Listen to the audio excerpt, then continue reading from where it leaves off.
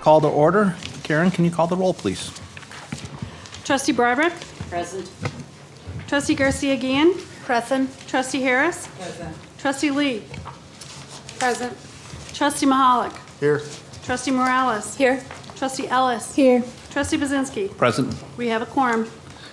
I'd like to welcome all the special guests that are here tonight. I see a lot of faces that I've seen before, a lot of new ones, and we're just happy that you're here tonight. There's a lot of things on the agenda that hopefully you'll find as exciting as we do. We're going to stand now and do the Pledge of Allegiance. Nancy, could you lead us in the pledge, please? Yes, I can. I pledge allegiance to the flag of the United States of America and to the republic for which it stands, one nation, under God, indivisible, with liberty and justice for all.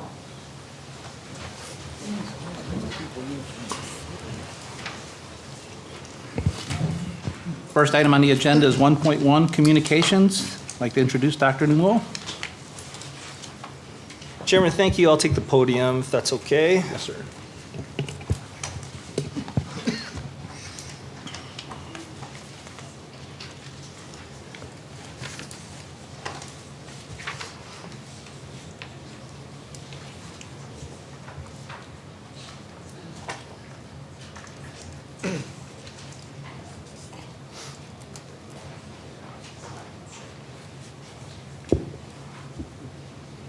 Chairman Budzinski, trustees of the board, and members of the JJC community, good evening.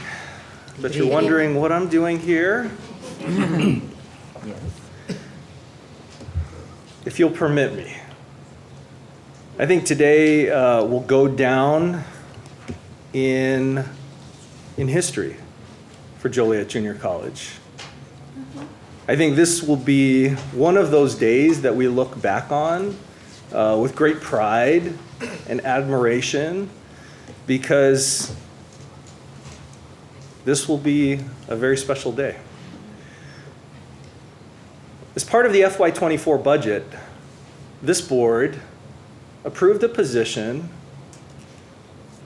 a single line in a budget document that was hundreds of pages long, and that line represented a position. That position represented part of a vision to ensure that our students continue to feel welcome and supported, that we're committed to creating and maintaining inclusive spaces, committed to ensuring equitable outcomes for our students, and ensuring the rich diversity that is at the very heart of what it means to be a JJC student, employee, and member of our community.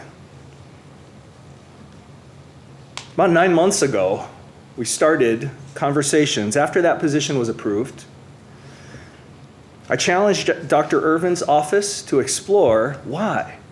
Why, for decades, has JJC been under the impression that we did not qualify to be a federally recognized Hispanic serving institution? After a series of meetings, Dr. Irvin decided to bring together a group of individuals, led in part by our new manager of Hispanic serving initiatives, who was hired, I believe, in December. And as this group dug into the why we did not qualify, they realized very quickly that there was a way to make this happen. And the way came in the form of this 56-page application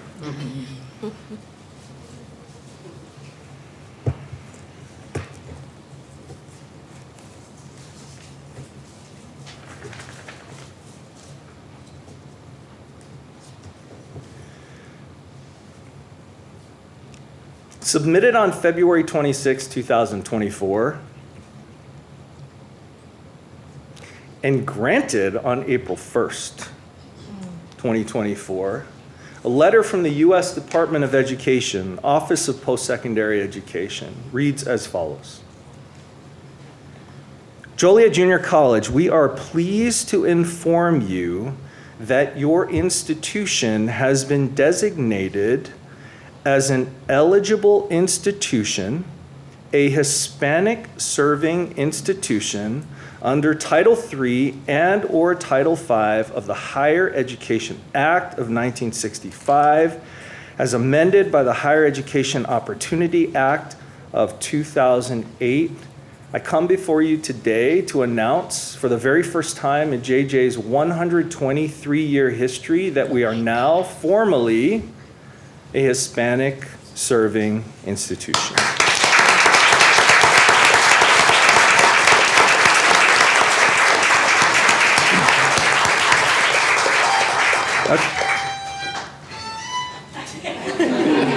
Oh no, that was supposed to be a surprise. It's okay, it's all right. Pretend you didn't hear that. Pretend you didn't hear that. Oh, not yet. So I want to take a moment to honor the individuals who have been responsible for this effort. To help me do that, I want to invite Dr. Espertina Irvin to the podium to join me.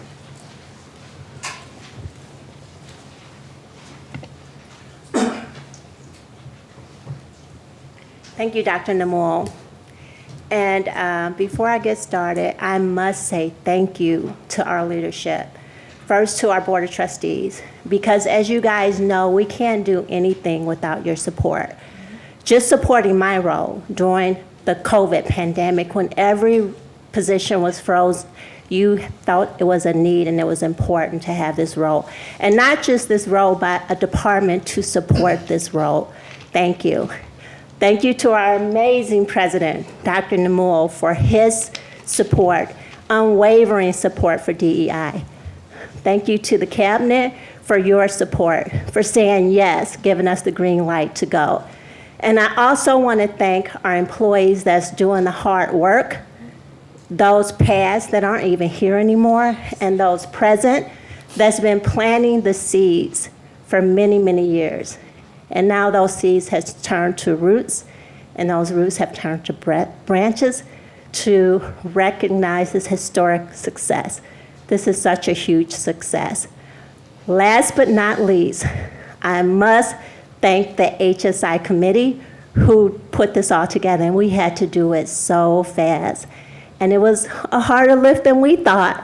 It was 56 pages. We did not plan on it being 56 pages, but that committee is here with us today, and a lot of hands went into this, led by Tricia Rosado. Tricia, could you stand? Yeah.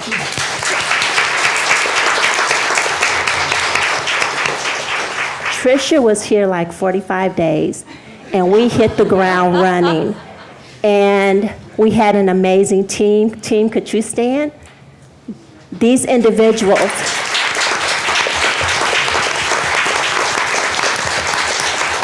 And this is just a small group. There were more, because we couldn't have put 56 pages of data together. I'm relatively new. Tricia's brand new. It was these people that supported us and believed in us and burnt the midnight oil. Tears were shared of just the amount of work that went in, but also just the thought of being an HSI institution and what that meant for our students today and our kids' kids. It means a lot. So team, could you stand? Can we recognize them? Thank you. And please thank your departments that supported you as well. So what does this all mean? Receiving HSI designation is a significant win for JJC. This historical designation makes JJC eligible for Title V, but we found out not just Title V, a slew of other grant opportunities. With this designation, we can apply for them, and this will give us more resources to support our students. This recognition also demonstrates JJC's focus on the community, not just our students here, our internal and our external community. It demonstrates that JJC recognizes the significant growth of its Hispanic community and the abundant and valuable contribution to JJC and our community. By receiving this recognition, the Department of Education has validated that JJC, through its practices, programs, and initiatives, is a welcoming institution and supports all students, including our Hispanic students, first-gen and low-income students. So a lot of the exception, the documentation, we had to show how we did that, and we were able to do it through data. But this designation challenges JJC to expand and enhance the work we're already doing, focused on continued improvement and measurable outcomes.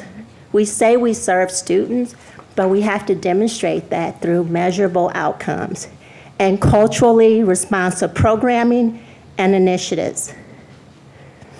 It challenges JJC to better honor the language of our students and understand the importance of culture and family, which can be both a traditional family or a non-traditional family. JJC does not want to be known as a Hispanic institution merely because we meet the numbers, but because we serve students. JJC has the responsibility to serve all students, identify and address equity gaps, retain and graduate all of our students at the same rate. And maybe I'm reaching there, but if not the same rate, at least close to it, right? All of our students, regardless of their demographics. We want our students to know and believe as we create these trusting relationships that we're here to do nothing but serve them. Thank you.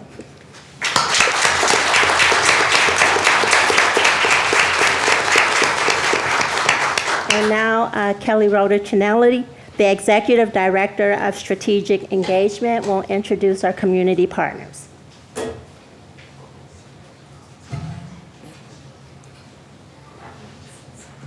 Good evening, everyone. Good evening. Oftentimes we say, and we focus on the fact, thank you, that we are here for our students. But I want to emphasize that we are not JJC without our board, without our students, without our staff and faculty, and without our community. So tonight I want to introduce, or maybe reintroduce, some familiar faces to you to speak on behalf of what this designation will mean to our community. These are individuals who are leaders, mentors, they're entrepreneurs, they're public servants. And they're going to talk to you a little bit about what this designation means to them. So with that, please join me in welcoming City of Joliet Councilman Cesar Guerrero, Councilman Cesar Cardenas, Executive Director of the Latino Economic Development Association, Diana Viveros, and Samantha Martina, Program Associate for Latino Economic Development Association. Let me be clear, we've got a few proud JJC alum in this esteemed group as well. That's right. Hello, everyone. So, as was mentioned, I'm a JJC alumni myself. It wasn't too long that I was, roaming these halls as a student, and now I serve on the Joliet City Council. And in addition to that, I serve as the chair of the Diversity, Equity, Inclusion, and Community Relations Committee. So, I want to take a moment to acknowledge how this all comes full circle. Being a student here at Joliet Junior College, and I think it serves as a prime example of an institution that not only talks about what DEI is, but it's actually to apply those principles within the systems and the structure itself. The first semester I was here, I admit I was kind of focused on school and work and being busy, and it wasn't until I got involved with the Office of Multicultural Student Affairs. The fact that a sub-office can exist within the space means so much to our students, students of color like myself, who found it difficult to engage in the college environment until I found them. So, because those principles were applied from the beginning, from within the institution, it allows for students like myself to reach the places that we have today. So, thank you all.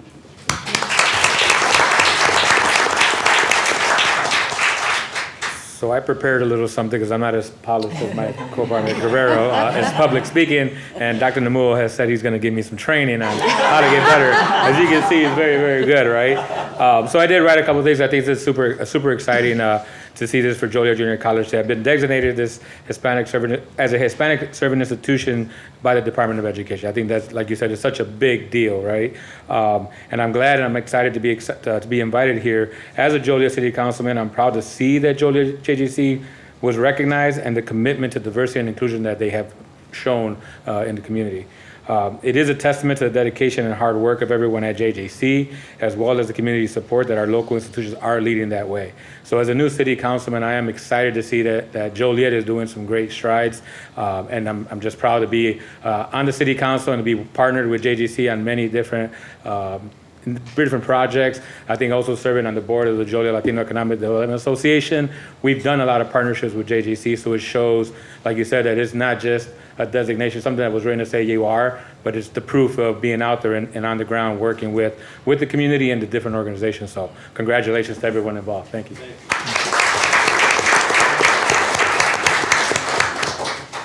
Hi everyone again. It is an honor to be in front of you today, and congratulations on this amazing achievement. Again, I'm Diana Viveros. I am the Director of Programs at Joliet Leda, and I had Samantha prepare something since she is an alum. And although I'm not an alum of JJC, I feel very tied to JJC. In high school as part of the mathletes, and I would roam the halls here, and this is the first college experience I had. And so seeing what it was like and seeing opportunities for people that looked like me was amazing. And so now being able to work with JJC, I remember I started around the same time that Dr. Namuo started at JJC. And so in my position, Dr. Namuo made it really a great intention to meet all the local organizations and get involved. And thank you to Trustee Morales for coordinating that meeting with us. And it built a beautiful relationship between Leda and JJC. And now we're working on many programs together, workshops, helping the Latino community in entrepreneurship. And so I'm going to give it off to Samantha since she's alum and she has a little bit more experience here at JJC. But again, congratulations. This is amazing. And we look forward to see what's to come. Felicidades. Hi everyone, it's an honor to be here with you today. I see many familiar faces and I am so very grateful for JJC, and now as an alumni, I want to say, of course, felicidades, congratulations on becoming a Hispanic serving institution. I think as we have been hearing, it's seeds that have been planted, and we are seeing the results of people that have worked very hard, especially Alicia Morales and also Michelle Roman Garcia and all the team today that we were able to see. And I am just very happy because during my time at JJC, I really experienced firsthand the great support that is provided as a student. The college served as a welcoming and nurturing environment where I could pursue my aspirations and also my dreams without fear. And I actively participated in all the student activities and also the activities that included my culture, which I felt very connected with, and it made me feel at home. And additionally, I greatly benefited from the scholarships offered at JJC. And they played a huge role in my academic journey, especially while balancing full-time work to finance my education. And I understand that many students are navigating similar challenges. I don't know why I'm nervous. I never get nervous. And my heart's beating like so fast, but I think it's because it's a great day. It's a great moment. As students relate with this story, I think this designation just means that it will really go towards the support for the community. And as we support the community, we grow more, right? And that's always a great thing. And I'm also really grateful that I'm still continuing collaborating with JJC, now at my role at Leda. And through the Academia del Éxito Empresarial, which is a 4-week course that we offer for entrepreneurs in Spanish, and it's at no cost to them. And that's through the partnership that we have with the Entrepreneur and Business Center. And it has been a great partnership. We have seen the growth that the business owners that have attended have. So it is great to see all those seats, and we are very grateful that we are continuing that partnership. Also through the Connect Through the Future program, we got our intern that was amazing, Miriam Baena. So thank you, JJC, for continuing the support in the community as well. So together with the Academia del Éxito Empresarial, we have assisted 40 entrepreneurs in the community with, like I said, with the 4-week Intro to Business course at no cost. So I am eager to witness JJC's ongoing commitment to supporting Hispanic students and providing them with opportunities to thrive. And once again, felicidades on this milestone achievement, and we're excited to keep working alongside you to continue serving the Hispanic and Latino community. Thank you.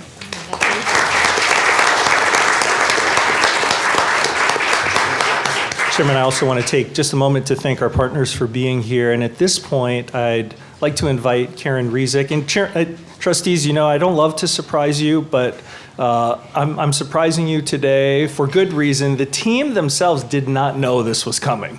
This is a surprise to the team who put together this 56-page application. What you have before you, and Chairman, I offer to the trustees for approval Resolution 2024R02 for consideration. We offer it to the Board of Trustees today in both English and Spanish. And Chairman, I'd like to invite Vice Chair Morales to the podium, joined by Brother Nick and husband Pedro, who are refusing to...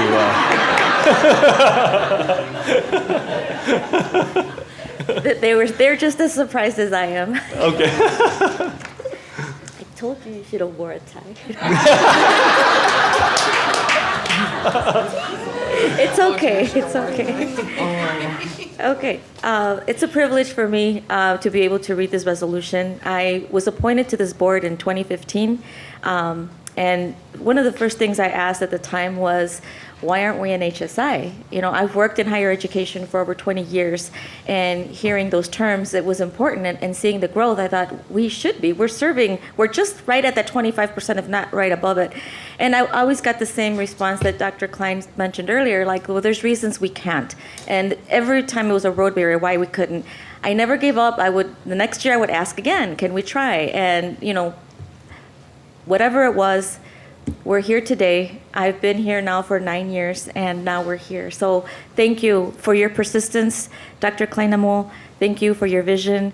It's an honor for me to still be here today. So with that, I will go ahead and read the resolution.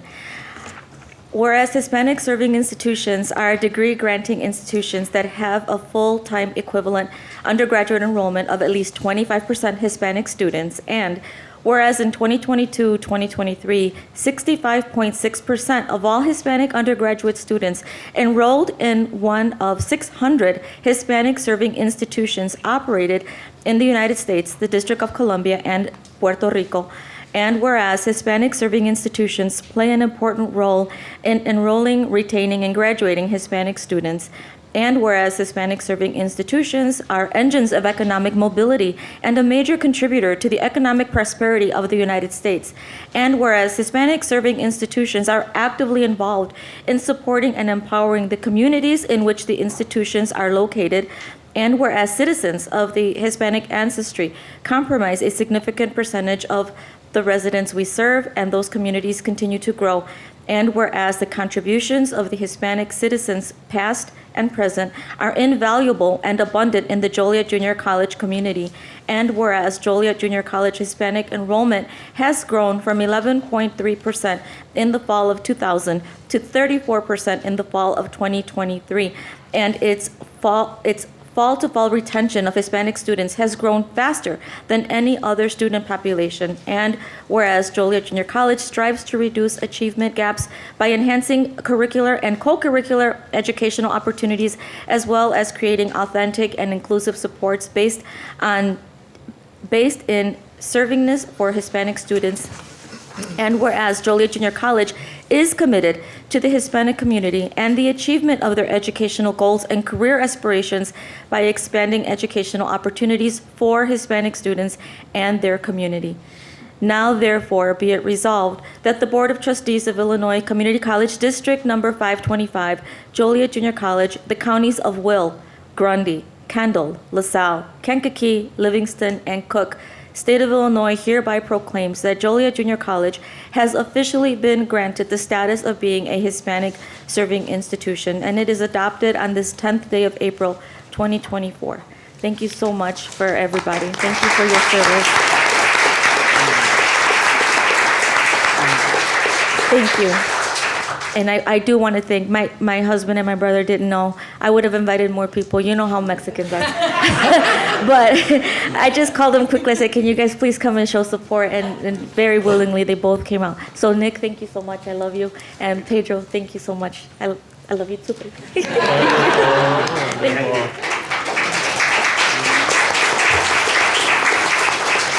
Thank you, Trustee Morales. I'd like to also invite now to read it in Spanish, the resolution in Spanish, the Secretary of our Board, Trustee Garcia Guillen.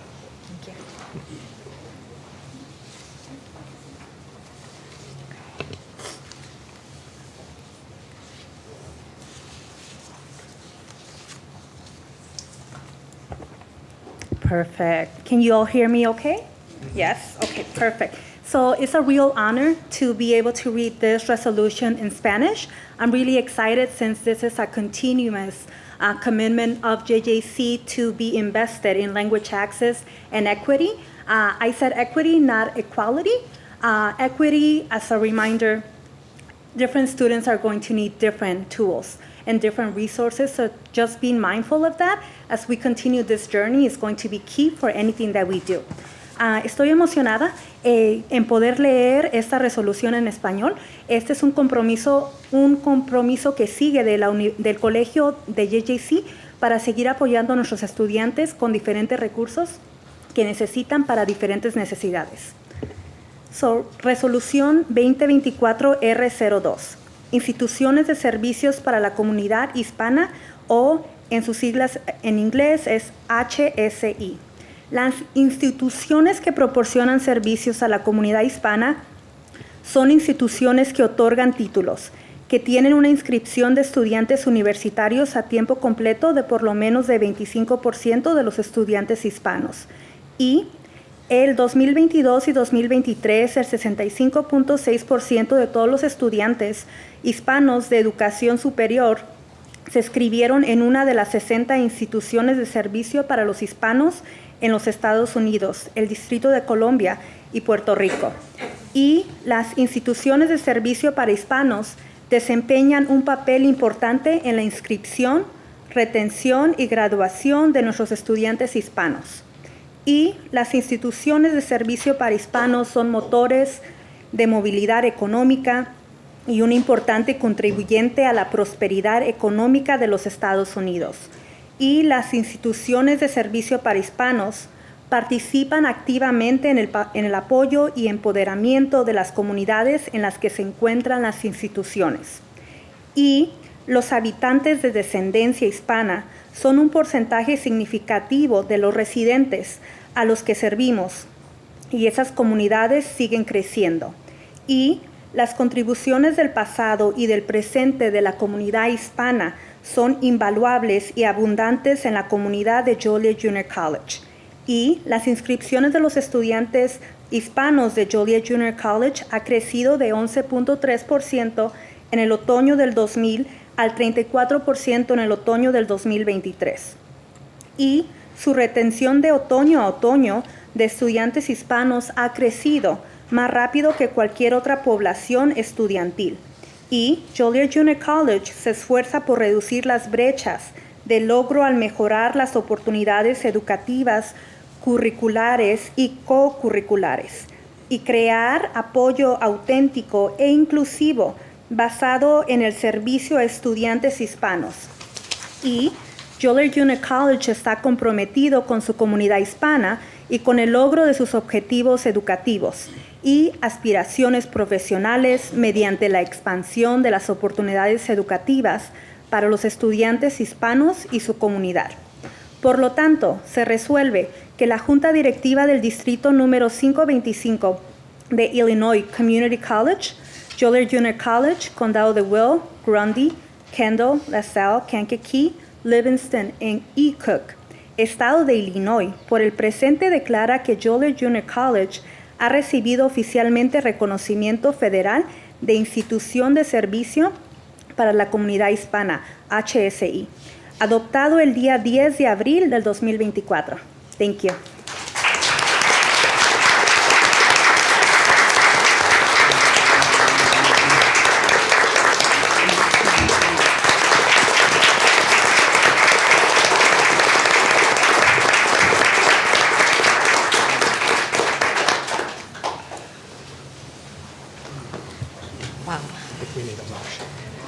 I'd like to have motion to approve resolution.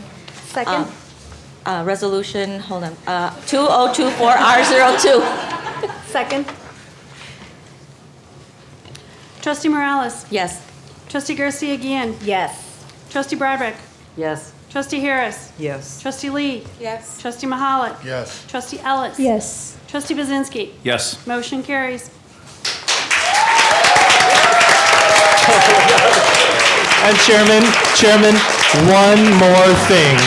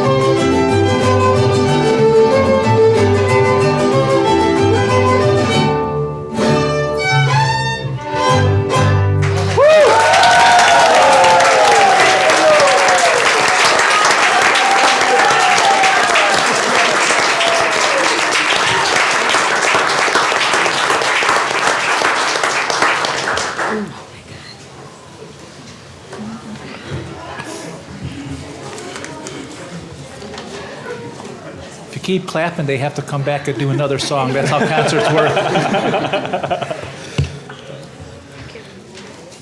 Moving on, item 1.2, proclamations. 1.2.1, Board of Trustee approval of May as the Asian American and Pacific Islander Heritage Month. Mr. Robert Morris. Yes, Trustee Budzinski, trustees of the board, members of the JJC community. This evening, I'm very pleased to introduce you to Zachary Hamidi. Zachary is an active member within the JJC community. He's involved with International Student Club, part of JJC's Chamber Choir Ensemble, former president of the Gamers Club, and he has contributed to multiple musical productions. Zachary enjoys singing and songwriting and is currently working towards his bachelor degree in computer programming. Zachary. Hello. Whereas citizens of the Asian and Pacific Islander ancestry comprise a percentage of the residents of Illinois Community College District number 525, and whereas the contributions of the citizens of the Asian and Pacific Islander ancestry to the history and culture of the United States are invaluable and abundant, and whereas it is the goal of Joliet Junior College to provide its students with a comprehensive curricular and co-curricular educational experience with consideration given to the contributions of all socially identifiable groups within American history and culture. Now therefore be it resolved that the Board of Trustees of Illinois Community College District number 525, Joliet Junior College, Community College District number 525, Joliet Junior College, counties of Will, Grundy, Kendall, LaSalle, Kankakee, Livingston, and Cook, State of Illinois, hereby proclaims the month of May as Asian American and Pacific Islander Heritage Month in Illinois Community College District number 525, adopted this 10th day of April, 2024. So moved. Second.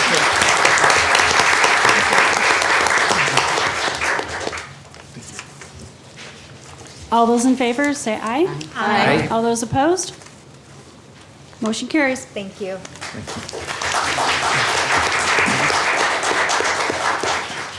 Item 1.3, recognitions of retirement. 1.3.1, Jeff Bradford. Dr. Amy Gray. Chairman Budzinski, trustees of the board, and the JJC community, I'd like to recognize and congratulate on his very, very well-deserved retirement, Dr. Jeff Bradford. He's been at JJC for over 30 years, retiring as Professor Emeritus, which is a distinction granted to retiring faculty by the administration and by their peers. It recognizes their long and distinguished careers and service to all at the institution. Dr. Bradford has served as faculty, as chair, and I like to refer to him as voice of reason on so many occasions. He truly has left an indelible mark on JJC, and his legacy will live on for many, many years to come in the technical education department. And of course, he's going out with a bang. He was named Educator of the Year, and I look forward to hearing his graduation speech in May. Oh, nice.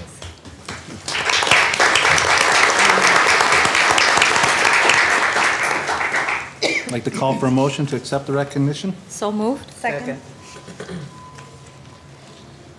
All those in favor? Aye. All those opposed? Motion carries. Item 1.3.2, Cheryl Luster Klemp. Dr. Amy Gray. And I'd also like to celebrate and recognize Dr. Cheryl Luster Klemp for her 11 years of service to Joliet Junior College, retiring as a professor in the nursing department. Dr. Luster Klemp has inspired, mentored, and educated nursing students for these past 11 years and truly been an integral part of the success of one of the most successful nursing programs in the state. I watched this woman during COVID do everything that she could and be incredibly creative to make sure that our students had access to learning environments for pediatrics. And it was really, really difficult. And I saw her stop at nothing. I would see her here at 10 o'clock at night, working with simulation and doing everything to make sure the students received what they needed to receive. She has also made a very permanent mark on those who have been privileged to be taught by her. And she's here tonight.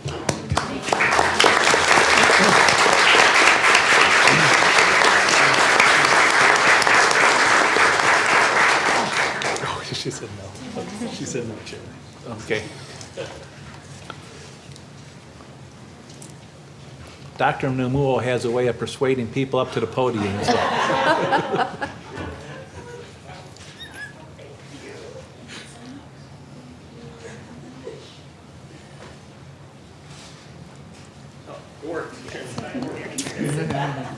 I just want to say thank you to everyone.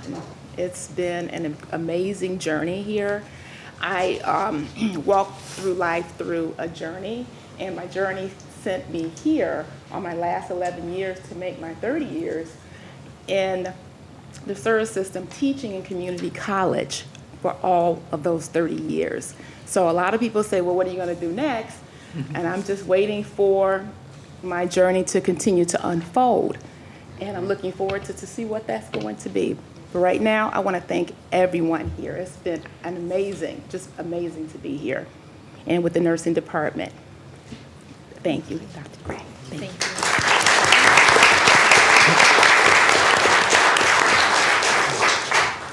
I'd like to request a motion to accept the recognition. So moved. Second. All those in favor? Aye. All those opposed? Motion carries. Item 1.3.3, Debbie Jankowski. Mr. Robert Morris. Yes, Chairman Budzinski, trustees of the board, members of the JJC community. I'm very pleased and somewhat saddened to present to you on Debbie Jankowski. She has such a wonderful impact on our students on a daily basis. She has been at JJC for over 13 years, and she serves as the assistant to the Dean of Student Success. She was here for a while, and then she left JJC to pursue her community advocacy. She is a leader in the DEI space, focusing on LGBTQ efforts. But then we got her back, and she served again as the as the assistant to the Dean of Student Success. Again, just seeing her every day, always bringing a smile to people's faces, bring a smile to my face as well. She will definitely be missed.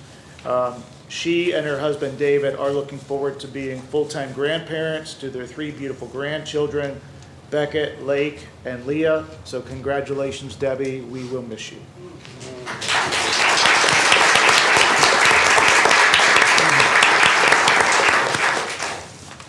I'd like to call for a motion to accept the So moved. recognition. Second. All those in favor? Aye. All those opposed? Motion carries. Item 1.4, at this time, we will not be going into closed session. We will be doing it later in the meeting. We are going to move on to item 1.6, public comments. Karen, do we have any public comments tonight? We do not. Okay. Item 1.7, a moment of silence. Dr. Newell. Chairman Budzinski, members of the board, members of the JJC community, I'm asking that you all join me in a moment of silence for the following individuals. Bob Johnson, father of David Johnson, senior network technician in our IT department. Joanne Giampaolo, mother of Julie Giampaolo, associate professor of fine arts.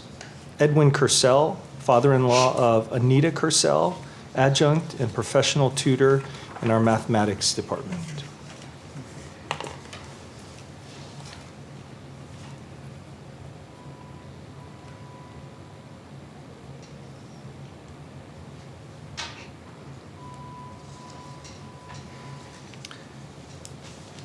Item 1.8, selected reports. 1.8.1, FAFSA report.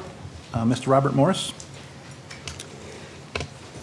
Good evening, Chairman Budzinski, trustees of the board, and the JJC community. So the administration have 2 selected reports for the board this evening.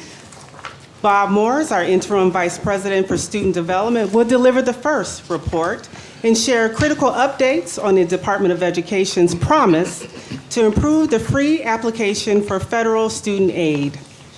While the intent of this new act is to streamline the financial aid application process, making it more straightforward for students and their families, it is essential to acknowledge that the road has been met with many, many challenges, and most of you know this already. Implementing these changes have been very complex, requiring significant time and energy for the financial aid team. So I want to take a moment to thank Bob Morris and Deanna Hogan, the Director of Financial Aid, for their continuous effort and their support to move things forward. So Vice President Morris, I will turn the podium over to you at this time. Okay, thank you once again. Chairman Budzinski, trustees of the board, members of the JJC community. As Dr. Farmer said, it has been, well, an interesting ride so far, and we're not done yet. So what I wanted to do this evening is sort of talk you through what the main points of the changes are, walk you through a timeline of sort of the series of events and what we have experienced over the past few months, and then where we're headed. And then finally, I would like to talk to you about some of the efforts that we are making to make sure that we're serving our students, because that's the most important thing, as we all know. So the FAFSA Simplification Act, it was actually an act passed back in 2020, but this is the year where things really changed. Department of Education decided that with the 2024-2025 FAFSA, it would be implementing the new FAFSA, meant to simplify things for students. And so that's kind of the overview. So some of the things and why this is so important for our students. If you've ever filled out a FAFSA, the old one, you know that it had over 100 questions, and it was extremely difficult to navigate. So what the Department of Education's goal was simply to reduce those number of questions. So they took it down from 108 questions down to 36 students.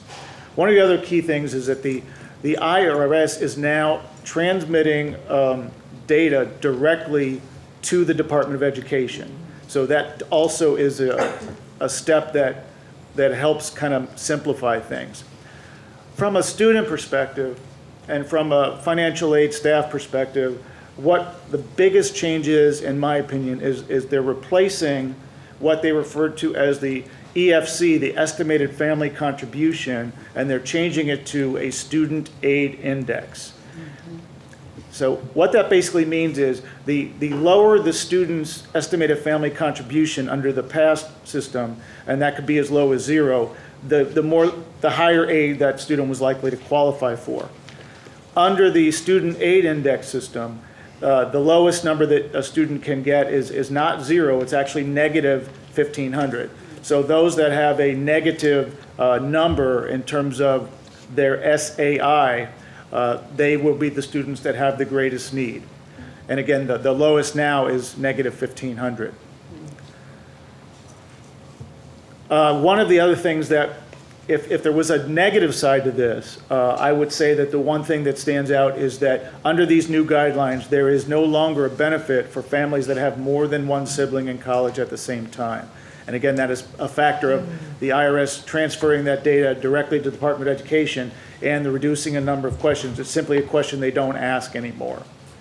And then the alternate application for Illinois financial aid, otherwise known as the RISE Act, is also now available. So I want to walk you through sort of the timeline and how things have transpired and will transpire. Back in December, that's when they did a soft rollout. And we've been working closely with both the Department of Education and with Aleutian. You have to work with both because the Department of Education sets the rules, and sometimes those rules can be a moving target. And then Aleutian is our ERP, so Aleutian is the one that programs the system, helps us navigate through those changes. So Aleutian works with the Department of Education, and they released a series of 3 what they call patches that are basically the updates to the computer system that allow us to move forward. The first of those 3 patches was released in December. In January, after the soft rollout, the FAFSA became available to everybody. And it's at that point that JJC really started reaching out to its students through better content on its website, through email campaigns, and that's also when we started having our financial aid FAFSA completion nights. February is when they submitted their second of the 3 patches. March was a big month for JJC. We had to first not only work to get the federal FAFSA up and working, we also had to get the Illinois MAP grant program. We were able to do that in March. And late in March, the Department of Education began sending FAFSA student records to the schools. So good news, bad news. The good news is, so yes, they were finally sending FAFSA records to the schools. The bad news is they were not accurate. Up to 30% were found to be in error. So the Department of Education is working very quickly and tirelessly to correct those errors and be able to bring those or send those FAFSAs back, those records back to us. So in April this year, we are very, very close to finishing what we call our New Year setup, meaning having all of the behind-the-scenes programming done so that we'll be able to begin importing these FAFSAs, and we'll be able to start reaching out to students and saying, okay, we're ready to process and package your aid. We're very, very close. I met with Deanna Hogan, our Director of Financial Aid, later this afternoon, and she informed me that they hope to begin importing those FAFSAs and being able to process and package later in April. So we're very, very excited about that. And then in May, we hope to be fully functional. So I believe I may have mentioned this in my past report, but JJC is a trailer school, meaning the summer term is the last term of the previous year. So that bought us some more time, and that's really important. So the students at JJC won't be impacted until the fall. So we did have a little bit more time. Our goal is to do things accurately and to serve the students in the best way that we can. And I am very confident in telling you that our team is going to be ready to do that. We're working tirelessly every day. Weekends, evenings, with this programming behind the scenes.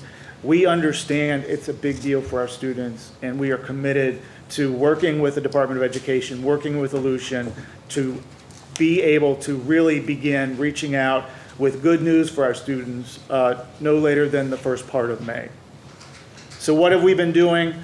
We started this again back in January. We do FAFSA completion nights. We do them in English and we do them in Spanish. There's a complete list of them on our website. We're doing community events. We're in the high schools when high schools invite us, doing presentations. And then we're doing a lot of one-on-one advising with the students. Those appointments continue to increase, getting around 20 to 25 appointments per month, but I think that's going to skyrocket once the kinks are kind of finally worked out.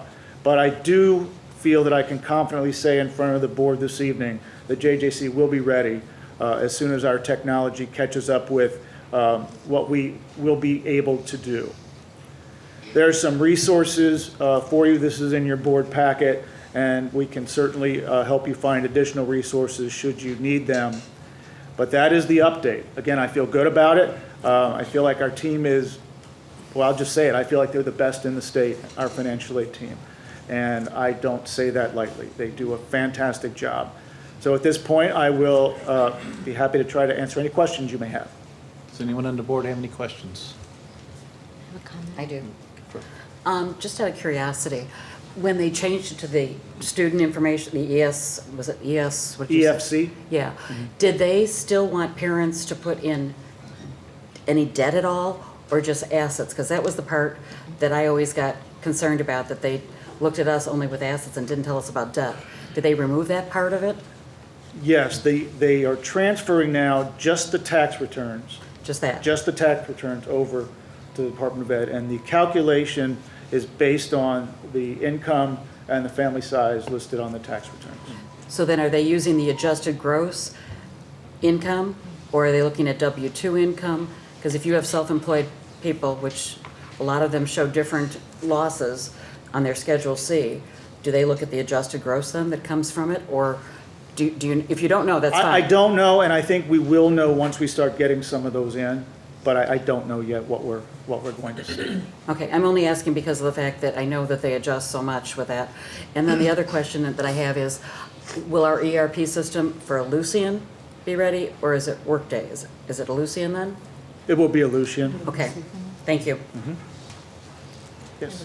Just on the mistakes, you said that we received the, was that on our end due to the Workday and Aleutian? No. Okay, just wondering. It No. sounded like it was on their end. No, but I just wanted those were all errors from the Department of Education, and they acknowledged them before we even knew they were errors, and they're working to correct them. Trustee Morales?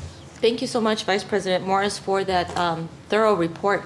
And I completely forgot, you're right, we are a trailer school, so we do have a little bit of buffer time because we package summer at the end, so we don't have to worry about that now. But you mentioned their EFC is now an SAI, and it has to be anything under negative 1,500, I think you said. So will qualify for like a full, maybe a full, semi-full Pell Grant. But what if they have like 100? What if their score's 100? Are they then ineligible? No, it'll be kind of calculated based on what that number is, but it's not an all or nothing thing. Right. So the negative 1,500 is the lowest possible SAI, but those that don't have that will still be eligible for aid. That's just the lowest possible. Okay, where before it was a 0 EFC, now it's a negative 1,500. Yes. Got it. And so that amount that the students get will be based on that negative 1,500 or 0, correct? For the max amount of how much Pell they can receive? Yes, there is a calculation that goes into it, but that is the basis for that. And so now students that are hitting 0, are they no longer going to be eligible for the max amount? No, they will. They'll get something. Hopefully, depending on what that scale is, but. Yeah, and I should let you speak. No, that's fine. Well, I just don't want it to be where, you have to max out at that negative 1,500 to get the max amount if you're already hitting 0. Yeah, we'll learn more about once we start seeing them come in, but that is the absolute lowest number is the 1,500. And from my understanding, back 20 years ago, debt has never been considered. It's always income and household size. If people choose to drive a Tesla versus a Chevy, that's a choice. She's comparing us again. It's a choice, so it's choices we gotta make. So yeah, debt has really never really been looked at in the past. Right. So the cooler people drive the Chevy, right? Yes, that's right. That's right. Any other questions? I don't have a question, but I have a comment. Yes, ma'am. Thank you so much for the wonderful presentation. I'm glad to hear that since the beginning of this year, we have been intentional about providing information to our students because, again, if they're trying to navigate a new form that might be challenging or different than what they're used to, is going to be frustrating for them. So thank you for all the work that your team has put to make it happen and provide some key information to our team, Thank you. students. I will be sure to pass that on to them. Thank you. Thank you. Thank you, Mr. Morris, Dr. Morris. Thank you, sir. Thank you. Thank you. Okay, thank you so much. Trustees of the board, we have a second presentation for you today, and that will be delivered by Dr. Gray, our Vice President for Academic Affairs. Dr. Gray will present an update highlighting our successes and share some goals and outcomes related to our adult education and ESL program. The community partnership Dr. Gray and her team have fostered contribute to the successes of the adult education and ESL offerings, creating a very supportive network that benefits JJC and all stakeholders. Dr. Gray? Thank you, Dr. Farmer. This evening, I have the privilege of sharing some of the incredible work that a small but mighty team does here at JJC, and this is the Department of Adult Education and Literacy. So this department is completely grant funded. They work out of about 8 different grants, which total about $2.2 million. And they currently are servicing about 2,160 students. Those are broken into 3 main areas. So they're adult basic education students, about 720 of them. They work on curriculum that is from the 4th to the 8th grade. The adult secondary education students, you'll see there are 112 currently. Those are students working on curriculum from the 8th to the 12th grade. And then our largest group, previously known as ESL or English as Second Language, Illinois has gone to using English Language Acquisition or ELA. You can see that is currently our biggest population at 1,353. This department has had significant increases in population, In 2022, they had about a 58% increase in student population. In 2023, another 28% increase. And for this year, of course, we're still collecting numbers. And we can talk about numbers all day long, but I think some of the stories that they hear back from their students sometimes are the most impactful. So their students take the GED or the high set assessments to get ready to earn their Illinois high school diplomas.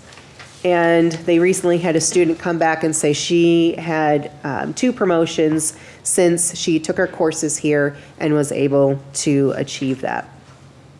And there are so many stories. I would be up here way past my 5 minutes if we shared them all. And so this team, they're so creative and they're always looking at ways to reach more people in need. And so one of the things that they're doing this summer is they've added a Spanish GED course to serve the students and then get them connected for fall classes. They also applied and they were granted an ELA expansion grant. And one of the things they're going to be doing with that grant is hiring a dedicated employee who works with the Dale students and particularly the asylum seekers. She is going to use her colleagues that speak other languages. They speak so many languages in this department, and try to assist those students who have barriers such as housing, food, shelter, some that need health clinic information. She will be housed at the local workforce center for Will County on a regular basis. And then, of course, one of the big things we're always looking at is how many students finish in these programs and actually matriculate to JJC, to our credit-bearing courses. So you can see here, between spring of 2021, fall of 2023, over 1,000 adult ed students enrolled in credit-bearing courses, which resulted in 7.714.50 credits generated, which led to about $1.3 million in total tuition and fees. Community partnerships, this is something they are always working on as well. So those 3 groups that I talked about in the beginning, they're always looking to add more courses, and they've had to because of the increased enrollment. So they've added about 245 courses over this past fiscal year. There are 7 locations in the community that host our classes, including Plainfield, Valley View School District. They offer citizenship classes. These have not taken off as well as they anticipated. So this is an area of opportunity where they're looking to market more and make sure that the community knows that these classes are offered. And one of the most amazing programs I think they have is what's called ICAPS.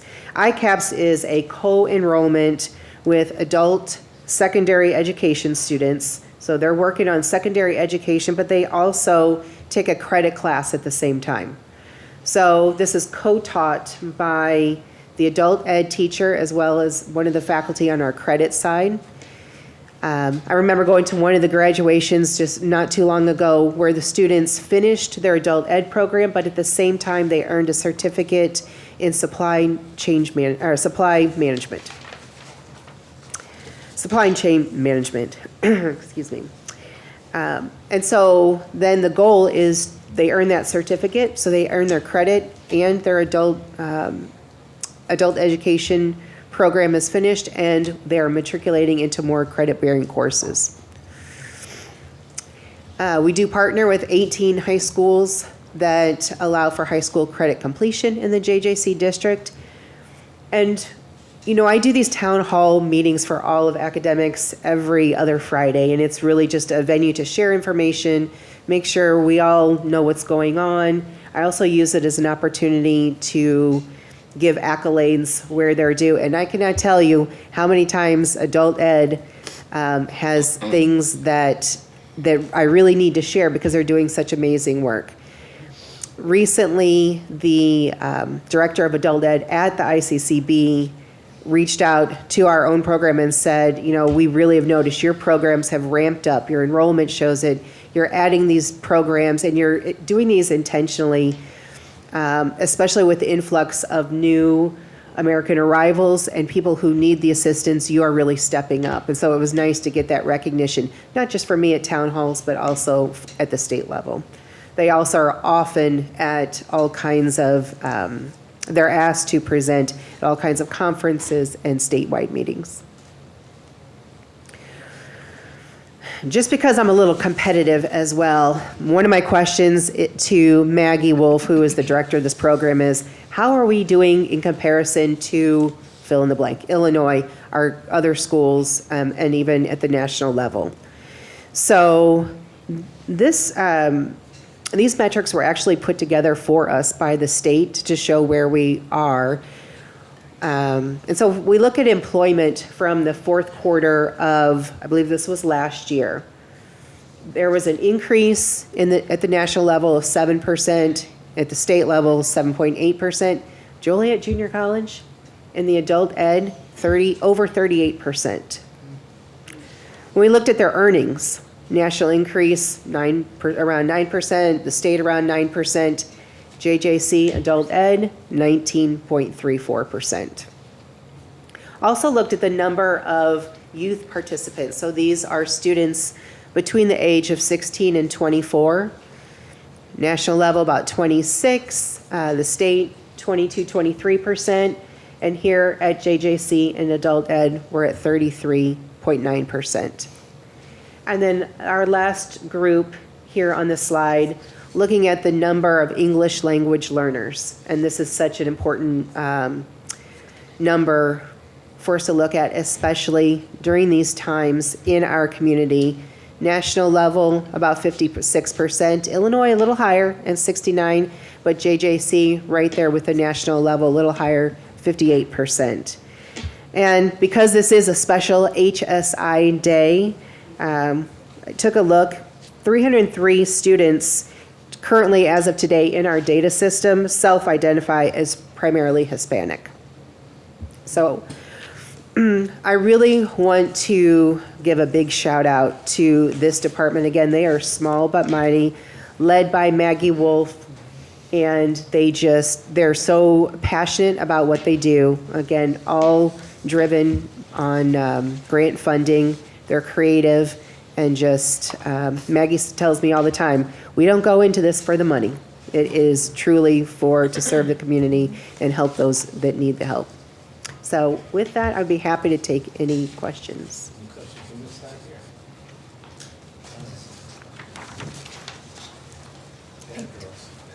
I do have a comment. Thank you. Thank you for the wonderful presentation. The graph is always really helpful to see how we compare and to understand a little bit of the impact of the work that we're doing with the different departments and how that is benefiting our students in the long run. With being able to get a better job or be able to get a job where they're able to get benefits plus an additional increase to their income, and that allows them to be able to have access to other things. So thank you for that, all of that wonderful information. You're very welcome. On this side, anyone have any comments? Question. I was at a Working Women's Joliet Chamber event, and there was this continuing ed coach that was there. She's working with Governor State, which I know, Karen, you know Karen, GSU, and she was like telling us how informative it is to work with these students. And I don't know if you'd want the contact or not, but she was talking about how she's working really concentrated with GSU because she says that a lot of these students aren't the A personalities, they're the B. So sometimes you have to give them the coaching with the resumes and with everything to get them job situations. So I don't know if you're interested, I'll pass it on Absolutely, pass it on. Thank you. Love to have it. So I just want to clarify a few things that I think I heard. So when students come in, we have them take a test and then they're placed into one of these three programs. Okay, and then just my comment, it seems like an amazing thing that we're doing. I would just say, I've met a lot of people who maybe, my mom volunteers in the church and is a leader of a program called Celebrate Recovery. And it's not just for addictions, but it's also for hurts, habits, and hang-ups. So whether you're struggling with anxiety, depression, and those types of things.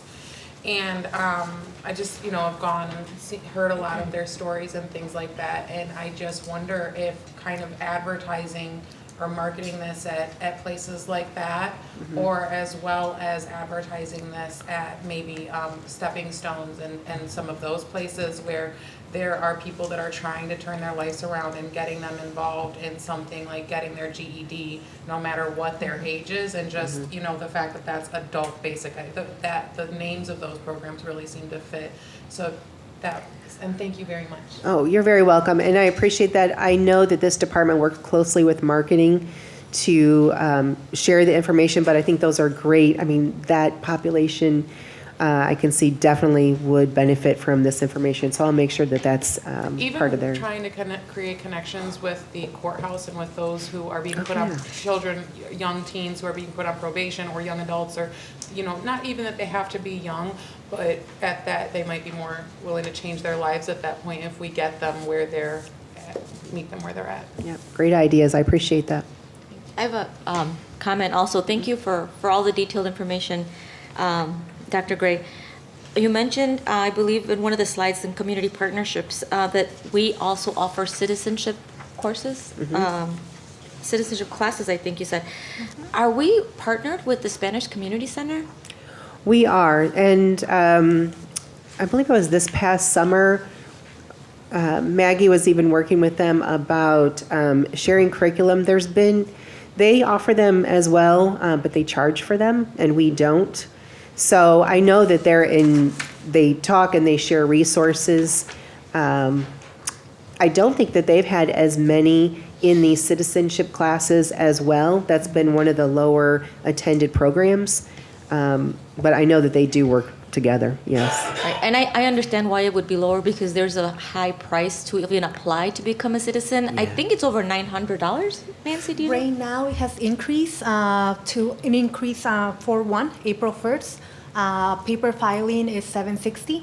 And online is $710. But there's organizations like SSIP, Southwest Suburban Immigrant Project in Bolingbrook, and the Spanish Community Center that have scholarships, as well as USCIS, the United States Citizenship and Immigration Services, has fee waivers, as well as reduced waivers to help low-income families or families that qualify for a means-tested benefit.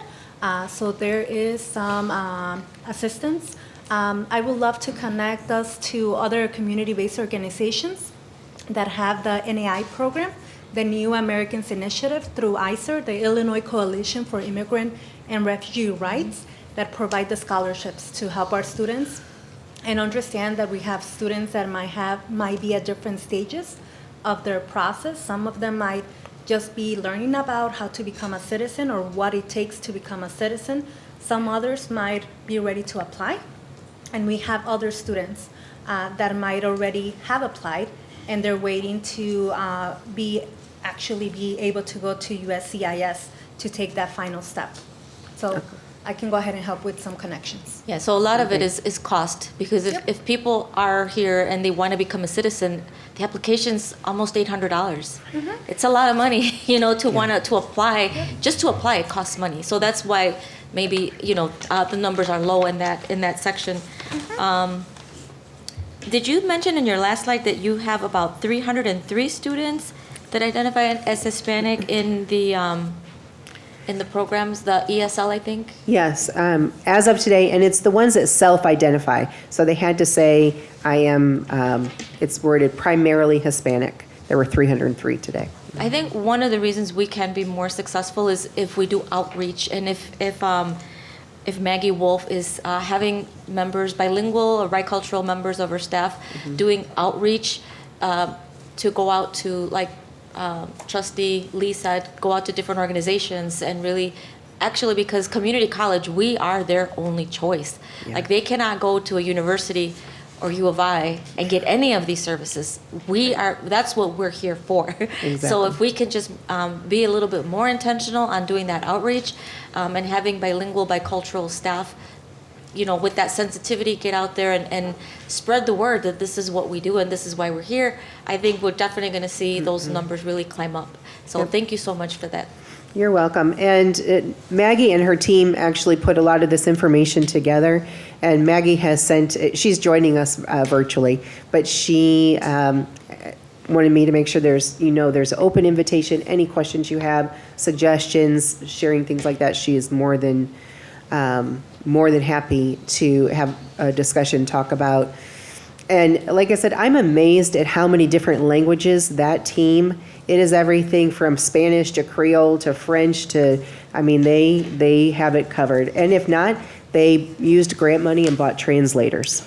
Nice. So, and they do a lot of outreach, but I will definitely, and Maggie's hearing as well, make sure that is definitely a focus. This is kind of a question, I think, for Kelly. So kind of going off of what Trustee Morales and Garcia again touched on, that their insight is that it's actually this grant, or that this, the actual application funding for that. Once maybe we build some connections with those agencies in our marketing, are we able, not that we provide the grant, obviously, but that there are grants available so that people know that, so that they'd be more willing? Because if we're advertising, that we have these classes, is there any way to advertise that there is grants available, not through us, but through other people, so that it might heighten our enrollment for that? Yes. Yes. The short answer is yes. Okay. All of those ideas, I can share more if you provide additional information as necessary. Thank you. Any other questions? Yeah, I don't have a question, but I have a comment. Thank you very much for the report. I think that this is very, very needed in this community. Individuals, especially to have a second chance, especially, I really like the fact that we have 18 high school partnerships for the high school credit. A lot of younger individuals get caught up into things that sometimes is not their fault, and to have an option for a second chance. And I think this is a great program. So thank you very much. You're welcome. I just thought of one more thing. I am so sorry. So, Diane, you made me think of it. So since we have those 18 high school partnerships, when they notice a student drop out of high school, do we have any type of connection with those counselors or somebody at the school where they are kind of notifying us and saying, hey, this, and letting us kind of try to build a connection to get them into GED classes? Oh, yes. That's our population right there. So they work very closely with those high schools, along with our dual credit program. I can ask anyone on those teams, who is the counselor we need to talk to at Minooka? They know off the top of their head. They have very close relationships with them. Yep. Thank you. Thank you, Dr. Gray. You're welcome. Thank you, Dr. Farmer, for providing your welcome. staff in those reports. Thank you. Item 1.8.3, Faculty Union Report. Dr. Bob Marsink. I know the last time you were on vacation or spring break, it probably feels like you're ready for summer now that you've been back for a month, so. Getting there. I must say I didn't groan when the executive session was moved. I can tell. Well, thank you again, Dr. Chairman and the board. Thank you for having me again this evening. I just want to touch on a couple of things.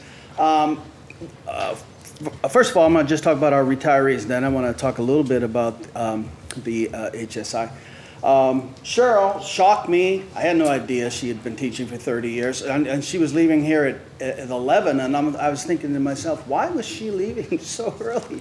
I had no idea she had 19 years somewhere else. So that she's been a great faculty member in nursing, and as you know, as Dr. Gray said. And then as far as Jeff goes, I'm not sure why I don't know if he's teaching this evening or not. But Jeff is, he is?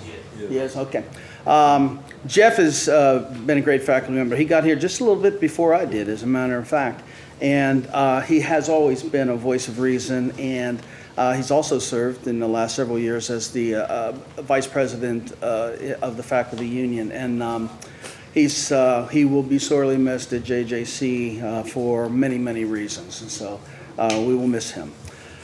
As far as, I just wanted to, first of all, say how incredibly great news on the Hispanic Serving Institution.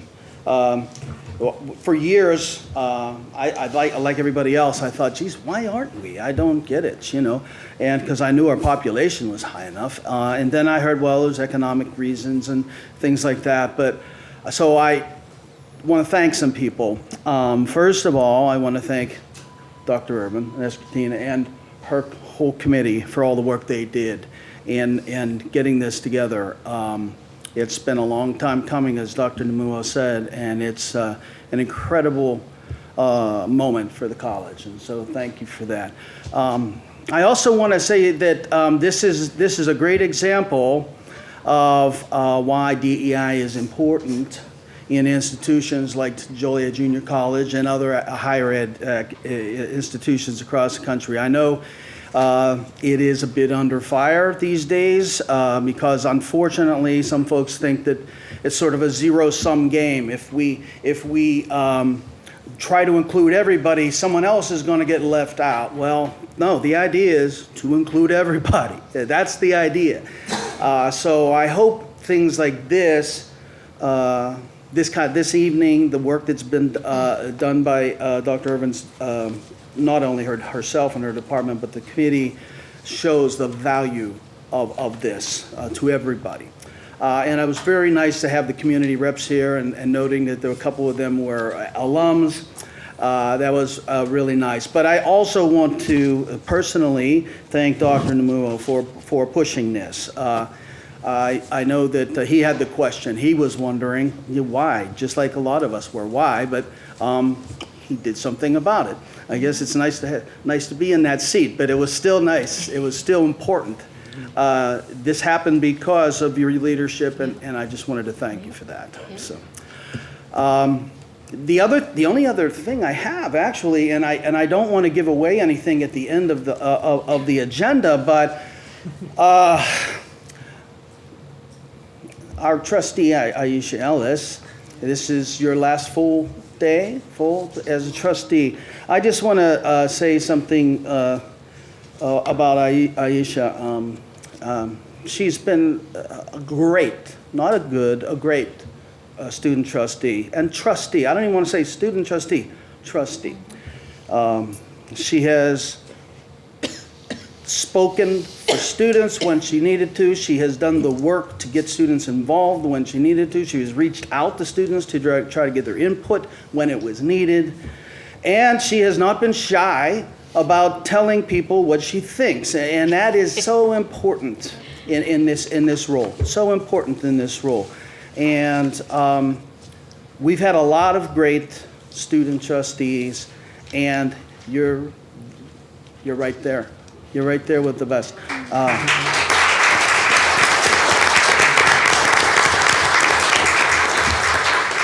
So this way, if you bail on us next month, I don't. But I hope I see you next month too. So with that, thank you again. Anybody have any questions of me? Thank you. All right. Thank you very much. Thank you. Thank you. Item 1.8.4, Adjunct Faculty Union Report. Ms. Laura Discal. Hello. Well, my voice is now working so well. I talked a lot this afternoon to my class, and this is the result. So I apologize for that. Welcome and nice to see you again. I also missed last month, and it was a good spring break, but good to be back. From an adjunct faculty perspective, there's really not a lot to say because things are going smoothly, and hopefully they will continue that way. I do have one comment. It was great to see the report on the adult ed department and the wonderful work that Maggie Wolf and the staff there are doing.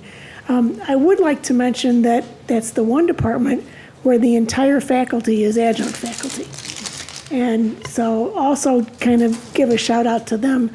because they're the ones doing the work directly with the students, and it takes the whole team, Maggie and the faculty and the staff, to make such progress and do such a great job.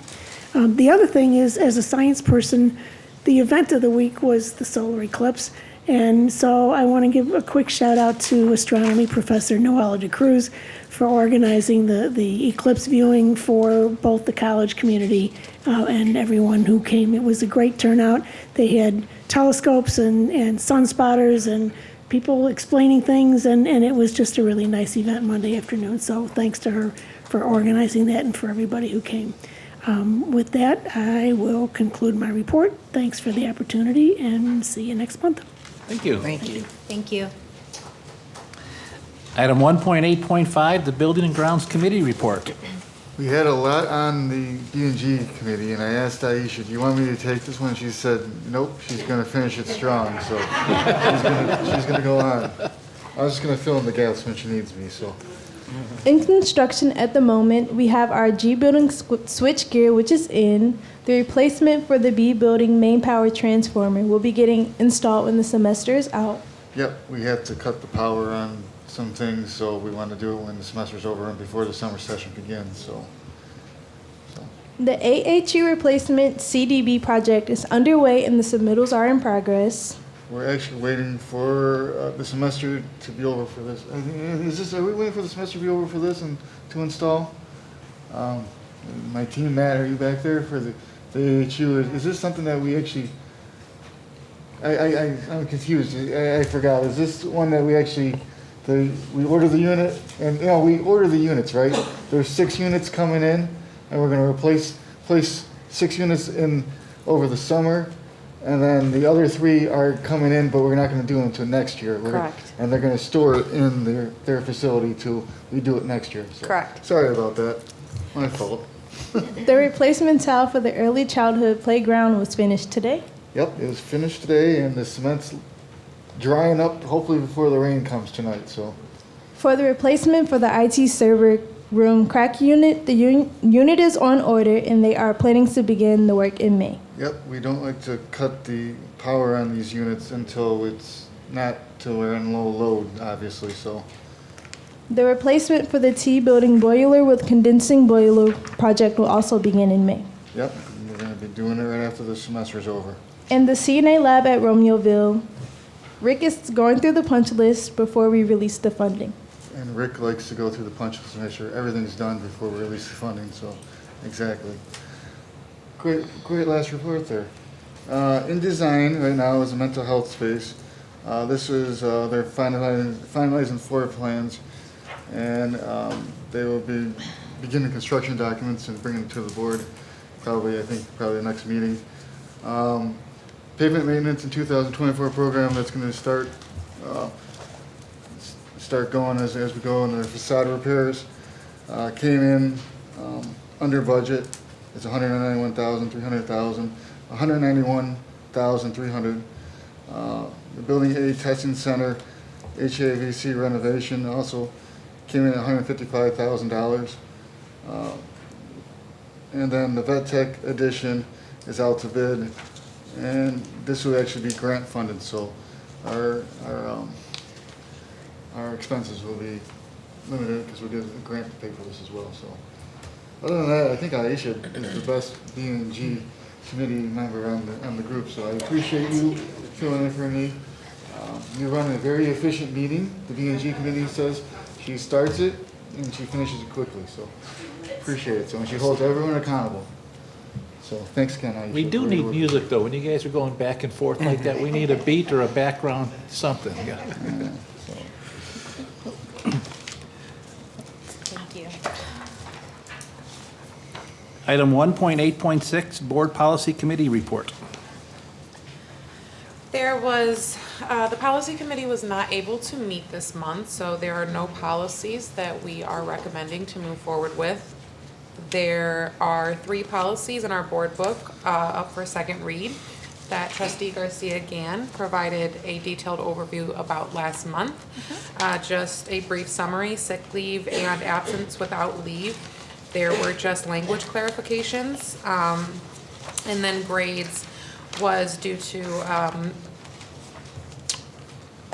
our ERP system, we have to revert back to the old ways, and then we will look back at this policy once our ERP system is up to date with our student services, as we all know.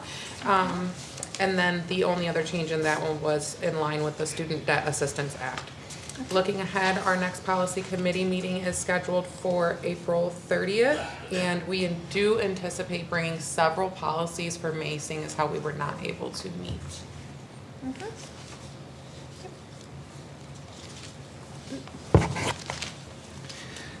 Item 1.8.7, the Finance Committee report. Unfortunately, we were not able to meet this month. We are planning on meeting next month, so. Thank you. Item 1.8.8, the President's report. Chairman Budzinski, members of the board, and members of the JJC community, as my presentation is brought up there, I've got a few things. I mean, first of all, I continue to be amazed at all the ways we serve our community, and I think the presentations were further evidence of that. We mean so much to so many. Just want to commend all of the staff for, first of all, the VPs for the presentations and all the staff for making it all happen. I want to just take a moment to commend the board, right? I mean, April 1st was a historic day for JJC, but March 27th was also a historic day because the board in JJC's long history engaged in its first ever self-evaluation. So I think that was an important moment for this board, and I just want to commend you all for authentically engaging in that effort. Thank ACCT for their partnership in providing the survey, and thank Jim Reed, the executive director, of course, of ICCTA. I thought he did a really nice job facilitating that retreat. I want to acknowledge the contribution of the foundation. While many of us were in Louisville, and you'll see this, it was actually the foundation that funded and supported the entire event that Noella runs. So I just want to kind of offer that as a thought. Now, trustees, I'm sure you're wondering about the meal selection today. Well, I'm about to tell you. Yes, I'm sure you were. Because there's a story behind it that the cabinet's sick of, but they'll have to endure one more time. Have I shared this story with you, Chairman? Pizza Puffs? Oh, okay, you're in for a treat then. On February 12th, 2024, Kaylee's not here, is she? Okay, she didn't get wind of this. February 12th, 2024, President Dr. Klein Namuo. So when they layer the credentials, that means, I'm going to take it seriously. This may seem like an odd concern, but I was wondering, got an email from a student. Her name is Kaylee Acton. Shout out, Kaylee. But I was wondering if the 4 cheese pizza puffs were going to be stocked in the cafeteria again.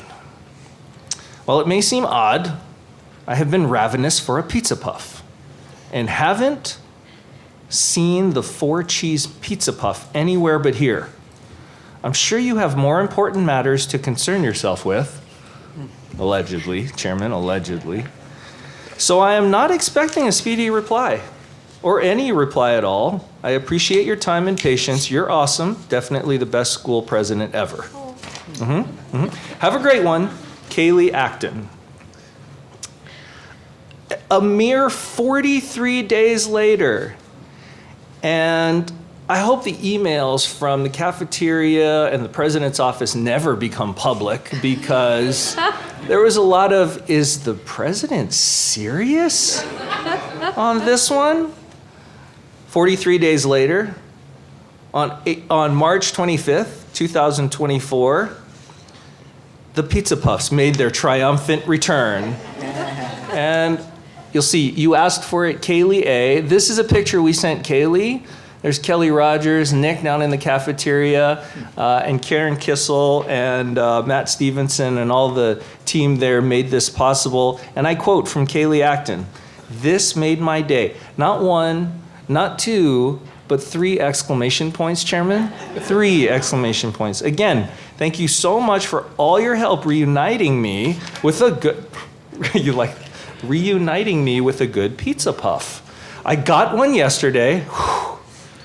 And it was exactly what I needed. it honestly means the world to me that you not only responded to my email, but helped make my pizza puff dreams a reality. Again, with the compliments, you are definitely the best school president ever. Just 2 exclamation points that time. Eternally grateful, Kaylee Acton. So Kaylee, if you're out there, thank you for reminding me, challenging me to always be student-centered, to remember what we're here for. And I got to try my very first pizza puff, and they're amazing. I don't think she wanted to see much she was screaming at you with too many exclamations. No, yeah. I think it was, a friendly 3 exclamation points. So I had a chance, I just want to send a shout out to Deputy Governor Martin Torres, and Trustee Broderick, you'll appreciate this. I met Martin for the very first time when Governor Pritzker addressed ICCTA. You did. And so he and I sat together, and his young children were there. And so we started talking about kids, but I also couldn't help myself, and I told him all about 12 by 12 by 12. And then soon after, found myself on the Higher Education Futures Table, high school college partnership working group with colleagues from across the state. It's led by Dr. Brian Durham, the executive director of ICCB, co-led by Dr. Durham and the state superintendent of education, Dr. Tony Sanders. And there are representatives from both the universities and the community colleges, all working to optimize the way we partner with one another. And I was able to share, of course, all of the great successes we can now claim as part of 12 by 12 by 12. I wanted to bring this back and just remind the college community and the board that we've got an incredible initiative. And if you haven't had a chance to watch some of these stories of individuals who acknowledge JJC's impact on their lives and credit their time at JJC for their success. Now, Matt's here. You've kind of seen him coming and going here. There's a great love story. I won't embarrass him too much. There's a great love story there with him and his wife. Representative Manley, Leader Manley, shares her story of what it meant to be here at JJC, spend time on the bridge, and then transfer to the University of St. Francis. So I want to acknowledge Kelly Roeder-Tonelli's leadership here, taking my vision for all of these great stories, packaging them, capturing them, bottling them up, and sharing them with the college community to inspire this generation and the next. Boy, oh boy, do I really want to go quickly through this one. I know that we'll have an opportunity to acknowledge Aisha's great contributions to Joliet Junior College, but you've all been with me in this room, on this stage. What you've most likely not observed is how Aisha navigates, participates, and impact all the many lives of her fellow students. And I've had an opportunity to see her on a daily basis. And I just think, there are some people that come into your life. And for me, Aisha's one of them. Chairman, you said Aisha's got big shoes to fill. And I'm not creating this, but I took it from one of my mentors. She did indeed have big shoes to fill. So that's why she brought her own. That is why she brought her own. And the next person who attempts to fill their shoes, they better bring their own. That's right. That's right. Aisha, thank you for your tremendous service to JJC. I think we've got to, yeah, okay. All right. Chairman, we've got some gifts that you and I think will give her toward the end of the agenda. The cabinet and I just got back from our retreat in Louisville. Really an amazing experience. The cabinet sits in this room every Wednesday morning and to do and lead the great work of the college. We don't get an opportunity to all be together outside of the campus environment. And it was really an opportunity for not only for us to engage in all the different sessions, challenging the way higher education is right now, encouraging us to think deeply about the systems and structures that we, as a leadership team, are ultimately responsible for. But it was really an opportunity for all of us to connect in many different ways. So you see evidence of those connections. You see a late night cookie run. I will provide no further remarks on that, Chairman. You also see I served on a panel at AACC with some of my president colleagues. And the panel was really it was an audience. We had an audience with brand new presidents. As a reminder to this board, I've been in the president role for 3 years, here at JJC almost 2 years, and have a lot of stories to tell, as well as my colleagues there as well. Additionally, Dr. Farmer, I don't think we have, Dr. Gray and Dr. Farmer, I don't have a picture of our session together. So Dr. Farmer, Dr. Gray, and I were able to present a session on dual credit, shocking, 12 by 12 by 12, shocking. Cabinet was there to support us. And again, giving us that ability to engage as scholars, as leaders, was a tremendous personal and professional development experience for us. Cabinet has a get-together on Friday, at which time we will officially and formally debrief all of our activities in hopes of continuing to change lives and make a big impact. Just want to thank Jack Haynes for inviting me into his English 98 class. I take great pains to stay connected to our student body, which is why I'm out and about. This was a really meaningful class for me to attend. These are all of our international students who are taking reading and writing as a prerequisite to English 101. Now, you might think we talked about reading and writing. You'd be wrong. The whole day was about cultures, sharing cultures. And while you can't see it necessarily behind me, I wrote down my son's middle name, JJC freshman, Keikoa Jean. Jean's not Hawaiian, but I'll get there. Kaleo Aloha Ika Aina Malihini Namuo. So 25 characters in that middle name that he's had to write on all of his official documents. So I hear about that from time to time. This was a great reminder of the diversity of our student body and the idea that diversity makes us stronger. Yes, the rich diversity of our population here at Joliet Junior College.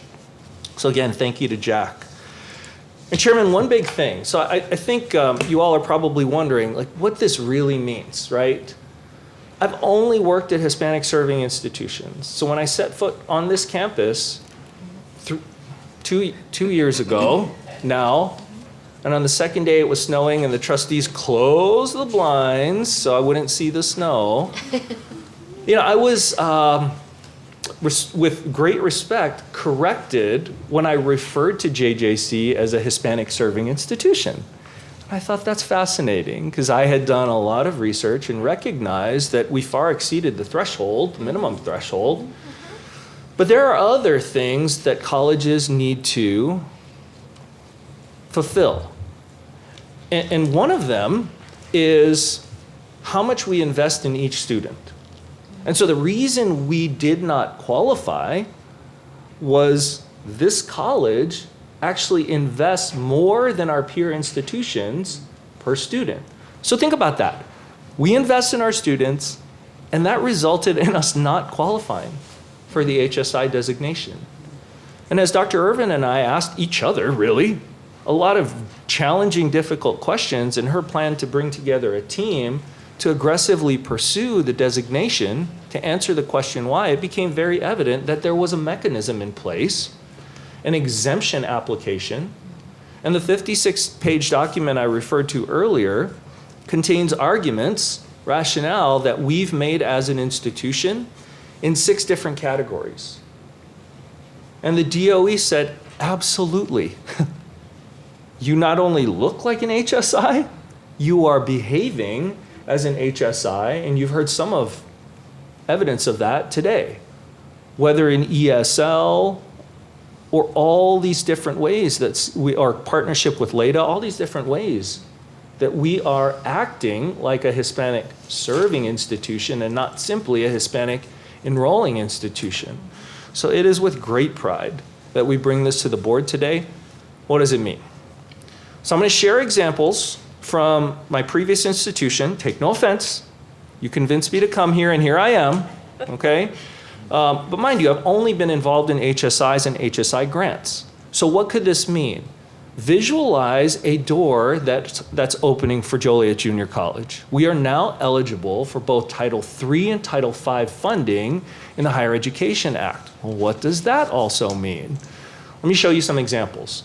So Phoenix College was awarded a $2.9 million grant spread out over 5 years, a competitive grant to support students attending HSIs who were interested in transferring, right? So that was one of the activities. So you'll read this, and I'll try to find a way to make this available, board, to all of you so you can kind of go through it. A simple Google search will demonstrate all of the systems and structures and supports that were financed as a result of this $2.9 million grant spread out over 5 years, okay? So this is an institutional support-based grant, and PC was very good at work-based experiences and infusing equity-minded practices into those experiences. Okay, so we'll start with that one. And that was right in the middle of my tenure as their interim president. So this was prior to the time I got there. Dr. Johnson, Larry Johnson, initiated this, and I continued it when I was there. So in addition to just HSI student support, there are institutional dollars as well. So we've renovated spaces, we've improved critical infrastructure. So these are institutional supporting grants as well, right? In addition to affecting the student experience, we were able to modernize spaces, and here specifically as it relates to technology, which at the time was perfect timing because then the pandemic hit in 2020 and our infrastructure was far more reliable, stable. As we sent all of our students home, all of our employees as well, we had a stable infrastructure to support all of our students. And lastly, it's not just the DOE that will grant us money for our HSI status. I would say we are more likely to have our first grant funded by the DOE than any other federal agency, but every single federal agency acknowledges and recognizes minority serving institutions. And specifically with our HSI status, we are now eligible for not just grants from Title III and Title V of, the HEA, but this is an example of a grant we got from NTIA that I initiated before I left that the institution then received afterward. This was a $4.2 million grant. I believe this was over 3 years, if I'm not mistaken. But this revolutionized technology for Central Phoenix. So as we went into the pandemic, we quickly realized that not all internet access is created equal, am I right? I mean, some don't have fiber optic speeds to their homes. So we submitted a grant as a Hispanic serving institution and were awarded $4.2 million to work with all of the neighborhoods in Central Phoenix. And the technology is really fascinating. I won't go into too much, but there are like hubs in each area now. And so students connecting in Central Phoenix can connect to essentially Wi-Fi through towers. And that was a $4.2 million grant. So not only is, as Dr. Irvin mentioned, symbolically important, Chairman, and the challenge that I think I heard from Trustee Garcia again and Trustee Morales to be a Hispanic serving institution, I don't want to make any promises, but we will aggressively seek funding to support our institution in this way. And that's the next big step. Thank you. And with that, I yield. Chairman, thank you.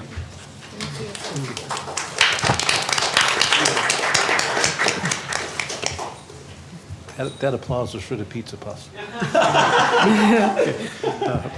Item 1.9.1, approval of minutes for the regular meeting held on March 13th, 2024. I'd like to make that motion, but with corrections to the minutes that are needed. Okay. Okay, and do we have a second? Second? Okay. Corrections? Yeah, there's several areas of concern. 1.6 under public comments. I had given our secretary the email that came from trustee Michael Connell. It says, she said she received it. It looks as though, as I said, it was there. It did come, and I did give this to you so that it would be put into the minutes. 1.9.1, approval of minutes for the regular meeting held on February 14th. I did give you the point of order, the exact words that I used, and it's not covered in this area, and I think it should have been because there were certain things that were mentioned that should have been included. 1.10, approval of agenda as amended. I did give that approval of agenda position on the point of order. That too is included on that page that I did give the secretary. Under 4.4, Board Resolution 2024, Trustee Lee said the open meeting violation was due to Trustee Broderick. I had nothing to do with the open meeting violation, so I'm a little confused as where that statement came from, and I think it should be removed because I had nothing to do with that. And then at the end, under the trustee updates, or where we were doing closed session, I think it was, I had made the comments that we should limit the first, if we're going to have executive session, we should have two. One for the beginning, which would be no more than 10 minutes, and the second one so that no one suffers staying through if we're there for an hour and a half. I don't see any of that mentioned in the comments area of the closed session.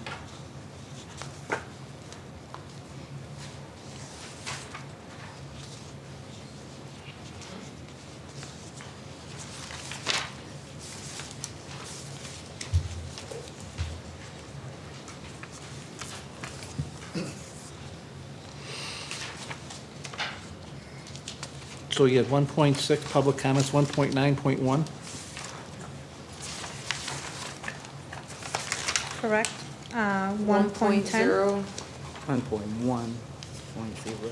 1.6, 1.9.1, 1.10, 4.4, and then 1.4 closed session.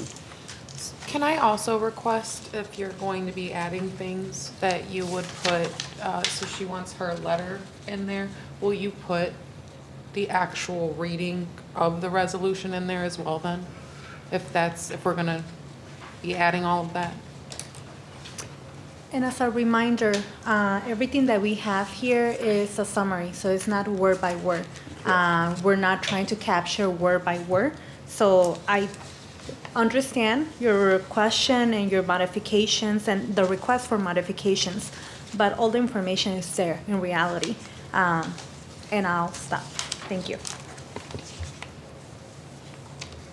I agree too, it is not supposed to be word for word, and I did say that. She was summarizing what I said, so I don't think that that needs to be removed. And then Brian, if there is a difference in trustees' opinions and somebody wants something added and other people don't think it needs to be added, how do we go about deciding whether or not one trustee is gonna decide that things need to be added if we don't agree? You have to take a vote on it. So there's been a motion to accept the minutes with amendments. The amendments have been offered. The motion was seconded. You have to take a vote on it. But I will echo what Trustee Garcia-Guillen stated, which is they're not intended to be a verbatim record of what happened. They're intended to be a summary. So if there's an error in what was actually stated, that could be something that could be corrected or asked to be corrected. But otherwise, the verbatim record is the recording. Brian, then why can't these items that were given be considered in it? Because those were handed to the secretary, which were verbatim of what I had read. Right, you read it, it's on the video, it's been preserved. Okay. The minutes are just the minutes. The minutes do not include the board book, right? So it's not everything that's presented at the meeting. It's a summary of what happened during the meeting. Okay. So we have a motion to approve the minutes with amendments right now on the table? Okay. Correct. Any other comments, input? Ready for a vote? Vote. Trustee Broderick? Yes. Trustee Garcia again? No. Trustee Harris? I'll say yes. Trustee Lee? No. Trustee Mahalik? No. Trustee Morales? No. Trustee Ellis? No. Trustee Bazinski? No. Motion fails. Can I go ahead and present a new motion? A new motion to approve the agenda for the minutes for March 13, 2024 as presented. So move. Second.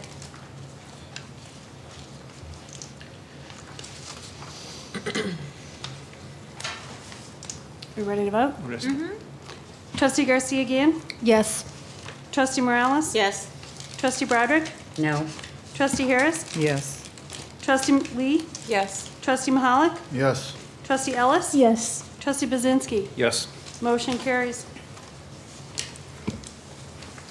Item 1.9.2, approval of notes from the board retreat held on March 27th, 2024. So move. Second. I have a question. Yes. During that period of time before the motion was made, and then there was discussion that I addressed concerns about going into closed session, and why not, we couldn't stay in open session. I don't see any of that mentioned here. Should that not have been mentioned?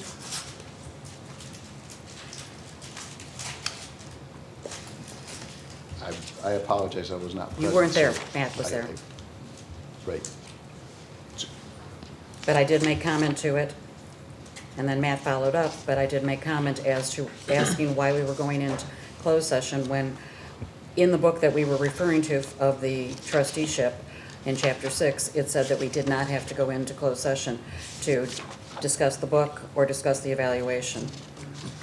So I think that's missing, and I'll say that. So at the time, I said we could still do it on the closed session and just release the notes early. We didn't have to hold them for 18 months if the board agreed to it, and Matt was okay with that. And he kind of offered it either way was right, so we did it under closed session. And now we're just releasing the notes. It's, again, these aren't verbatim, so.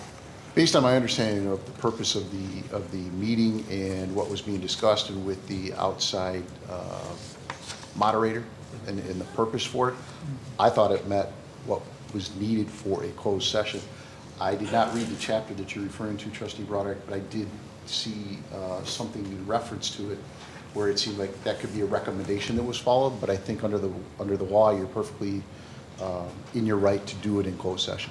You are, but I brought that up because in Chapter 6 that we were required to read, it addressed that we could do that in open session. So I questioned that, and Matt answered it, so that's why I'm asking why wasn't that in the minutes? Again, this is just a summary of what happened, and we were within our limits by law to hold that under closed session, and so we chose to do so. So if any other trustees don't have any other comments or concerns about this, can we move on with the motion in the second, please? It has, as submitted. Are we ready to vote? Yes. Trustee Morales? Yes. Trustee Lee? Yes. Trustee Broderick? Yes. Trustee Garcia again? Yes. Trustee Harris? Yes. Trustee Mahalik? Yes. Trustee Ellis? Yes. Trustee Bazinski? Yes. Motion carries. Item 1.1, approval of agenda. So move. Second.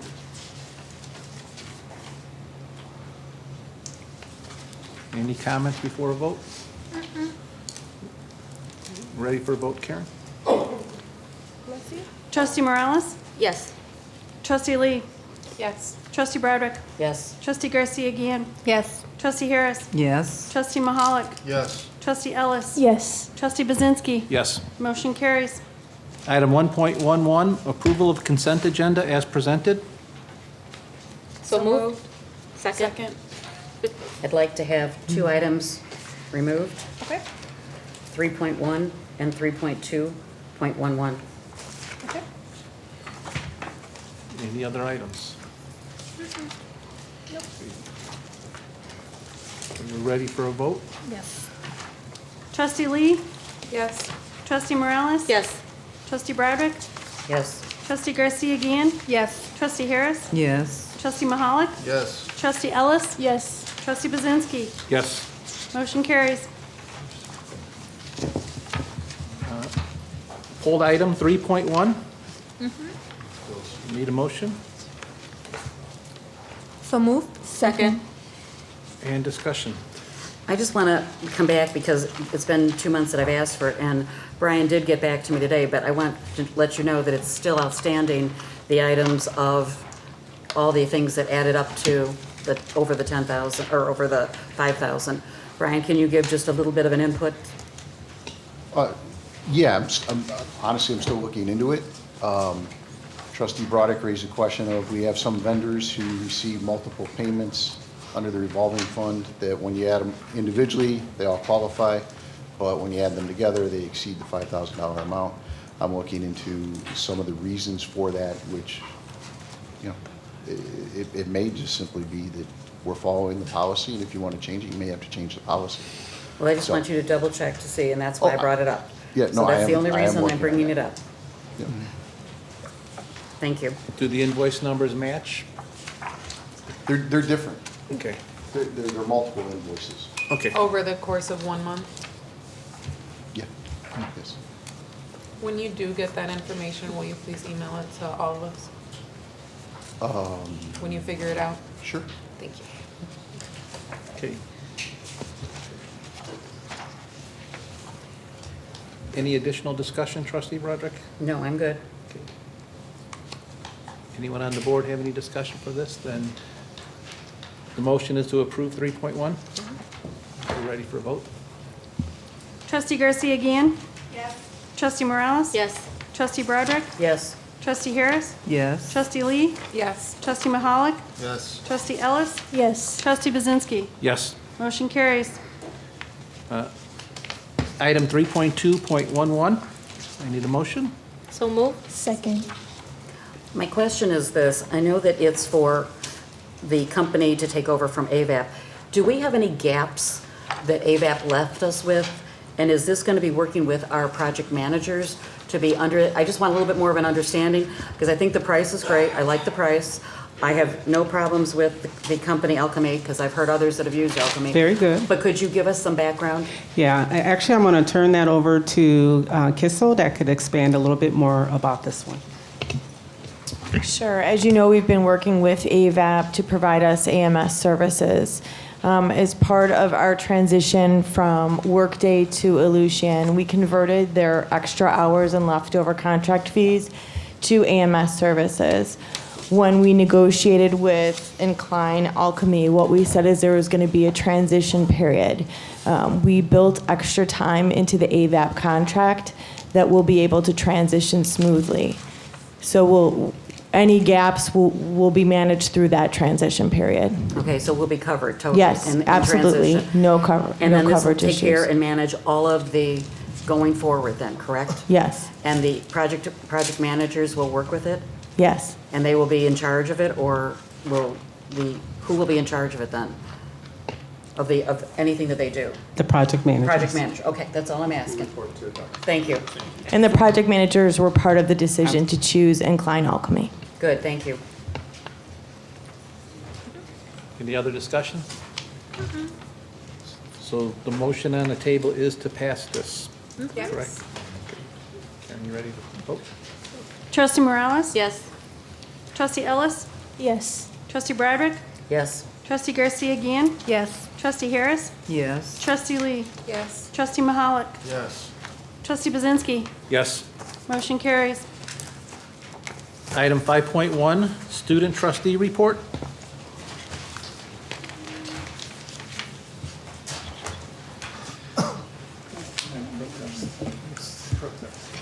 This is one of 8. Good evening and happy Community College Month.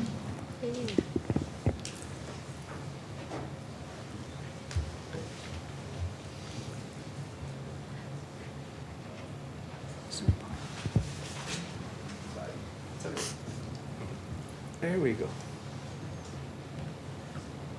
To the right. Thank you. Starting off my last report, I would like to highlight a few events organized by our mathematics department this semester.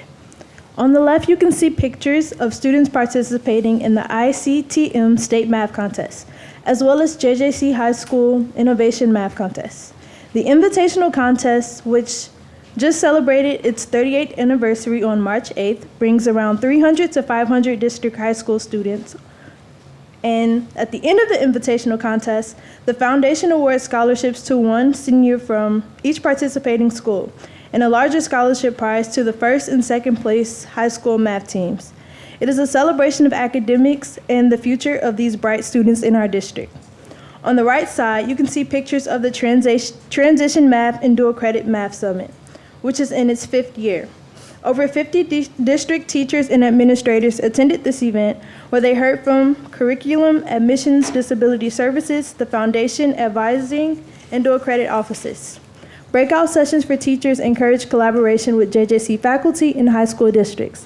Teachers gained valuable ideas to implement strategies in their classrooms, preparing students for college. Several students were given the opportunity to join Dr. Farmer and other members of the Zonta Club of Joliet for the Through Her Eyes Film Festival on Thursday, March 21st. During the festival, we had a chance to watch several short films and participate in discussions about various topics that are relevant to women and young girls. As Dr. Namua often emphasizes, we are all people before anything else. And to relieve the stress of the semester, on Wednesday, March 27th, the Center of Multicultural Access and Success took over 20 JJC students to a Bulls game. We had a great time celebrating Benny the Bull's birthday, and the Bulls won 125-99. On Thursday, April 4th, CMOS and OSA partnered for Road to Reality, which was an event that aimed to increase awareness about the risk associated with intoxicated or distracted driving. The event was open to all stakeholders of JJC, including students, faculty, staff, our high school partners, and the wider JJC community. Attendees were provided with educational resources and activities, and they could also participate in an immersive storyline walkthrough performed by JJC students in the Fine Arts Department. They depicted the catastrophic consequences of intoxicated driving, and the event had several internal and external partners involved in organizing and promoting it. I would also like to acknowledge our student athletes, Grace Harris and Alex Vasilakis, for their impressive achievements. Grace has earned the title of NJCAA All-American twice, and Alex has been named the NJCAA Division III All-American. This is a friendly reminder to everyone that the grand opening of the Sustainability Repair Cafe on the Romeoville campus will take place this Saturday, April 13th. The event will run from 10 to 3 p.m.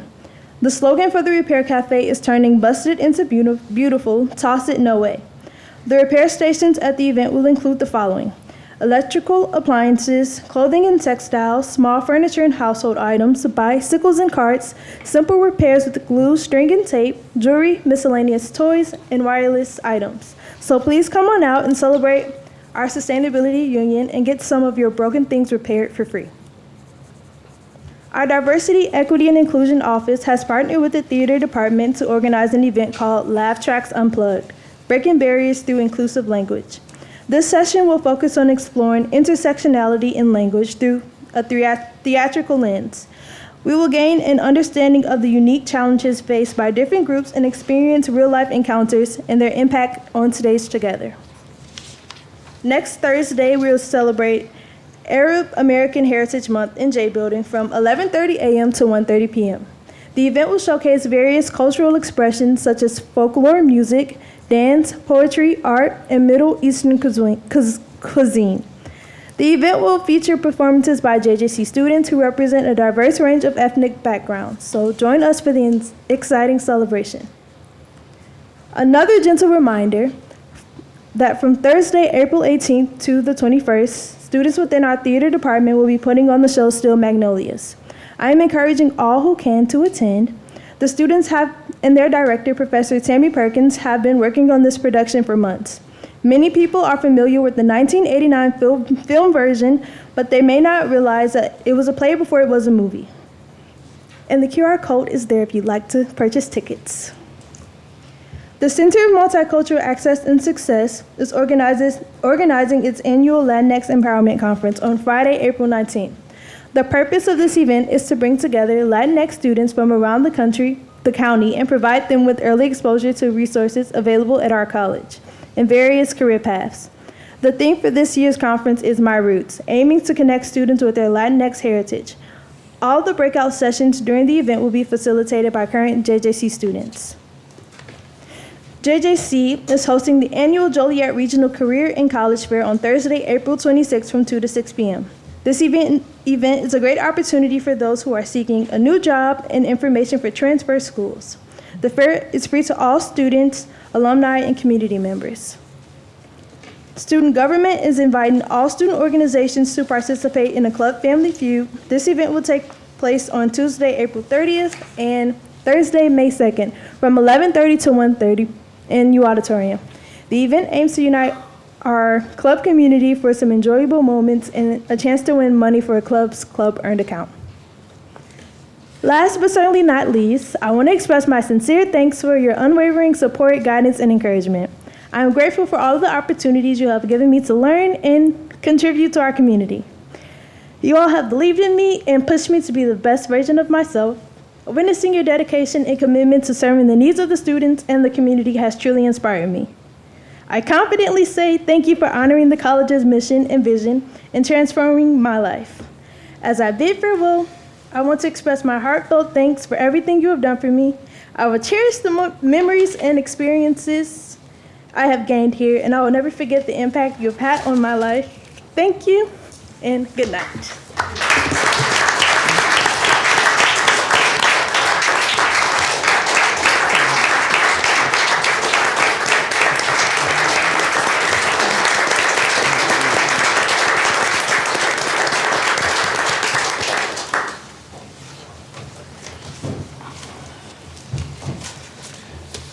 Item 5.2, representative to the JJC Foundation, Ms. Christy Mulvey. Tough act to follow, we know. When you get out of college, do you want to work in my office? That'd be awesome. I'd hire you in a second. Good evening. I've got a few fun things and something really special to share with you tonight. We seem to be hitting a lot of milestones, and I actually have one to add to tonight's festivities. But first of all, we've completed our annual employee giving campaign. I'm so proud to work with so many employees here at JJC that realize how important it is to give to the foundation, because giving to the foundation means we have more scholarships for students, more equipment for our faculty, and more unique and updated programs. This year, 258 employees gave. The total amount that was given by our employees to the foundation was over $100,000.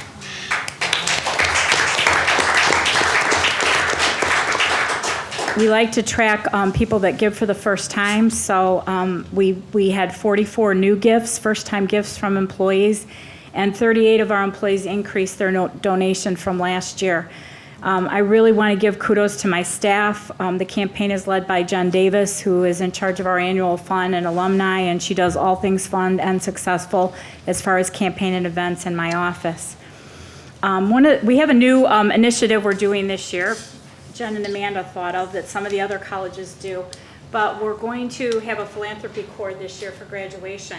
And what we think will be really neat about this is that we have so many employees and faculty that give to the foundation, and anyone that has given throughout the year will be able to wear these philanthropy cords to show that they have given to the college to help students. Through our employee giving campaign, one of the things that I'm very proud of, and I always say, you know, everybody in my office gives, because you can't go out and ask people to give money unless we do it ourselves. And I have to say that I'm really proud to work and be part of a cabinet. 100% of our cabinet, including our president, who has a scholarship with us, gave to the foundation this year. So they will all be sporting philanthropy cords. I will bring them to the next cabinet meeting. The other thing we're going to do is we're going to ask our students that are graduating if they want to donate for their first alumni gift, $5. They will be given a cord to be able to wear, because that's really the day at graduation where they become an alumni. So if any of the trustees have given to the foundation or you would like to wear this cord at graduation, please see me.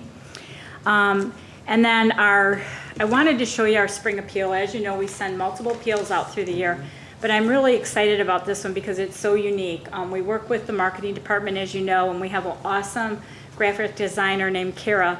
But this spring appeal this year basically gives a lot of statistics and talks about our mascot, the wolf, and how important it is to be a part of the wolf pack. And what this appeal does is turn out to be a pennant that I thought was pretty neat. So it's a very unique piece. People open it up, it's something different.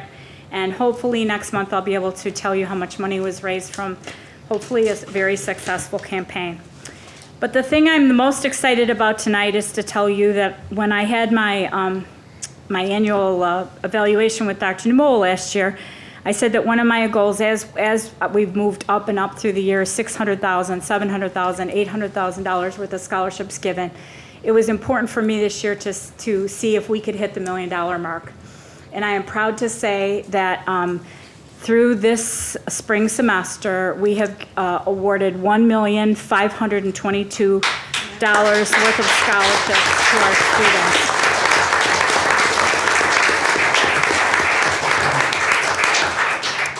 I think it's a great milestone. We always want to do better, but I'm really excited about that goal. And then last but not least, our next foundation board meeting is our executive board meeting, which will be held on Wednesday, April 17th at 7:30 a.m. Are there any questions? Thank you. Thank you.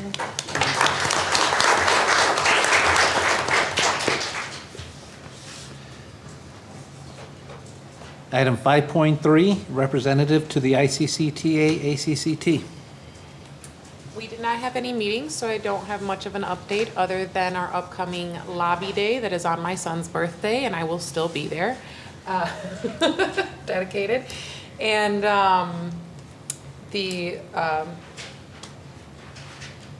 the other conferences coming up, Seattle, Washington, and there is also one in Atlanta, Georgia, are some of the other conferences coming up. Other than that, we didn't have a meeting, so I don't have any updates. Item 5.4, trustee updates. We'll start on this side. No parting words? Okay. Just thank you. Thanks. Trustee Mahalik. Well, I attended before my B&G meeting today, I attended the poetry read in the library, and Dr. Bob Marsink was there too. I was waiting for your poetry read, but I must have missed it when I went to the B&G meeting. But I tell you what, a lot of talented students, a lot of good reads, and it takes just a lot of guts to get out there and express your feelings and also express what you put your heart and soul and wrote down to others. So kudos to them. So that's all I have. Trustees Garcia again. Yes. I just want to thank everyone for sharing all of the awesome milestones that we have been able to celebrate here today. So thank you all for all the work that you have done, and I look forward to additional celebrations in the near future. That is all. Thank you. Trustee Harris. No, I echo Trustee Nancy. Thank you very much for the great reports tonight. And I'd love to wear one. Trustee Lee. Goodbye, Aisha. You will be dearly missed.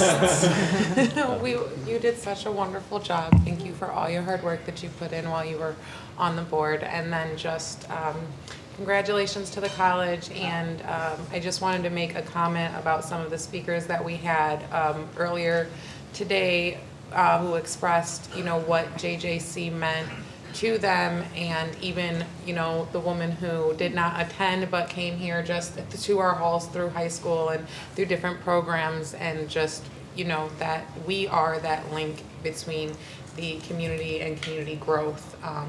And I really appreciate all the awesome stories, so thank you. Thank you. Trustee Broderick. I have a couple. I don't know if anyone remembers it. Alicia, you might.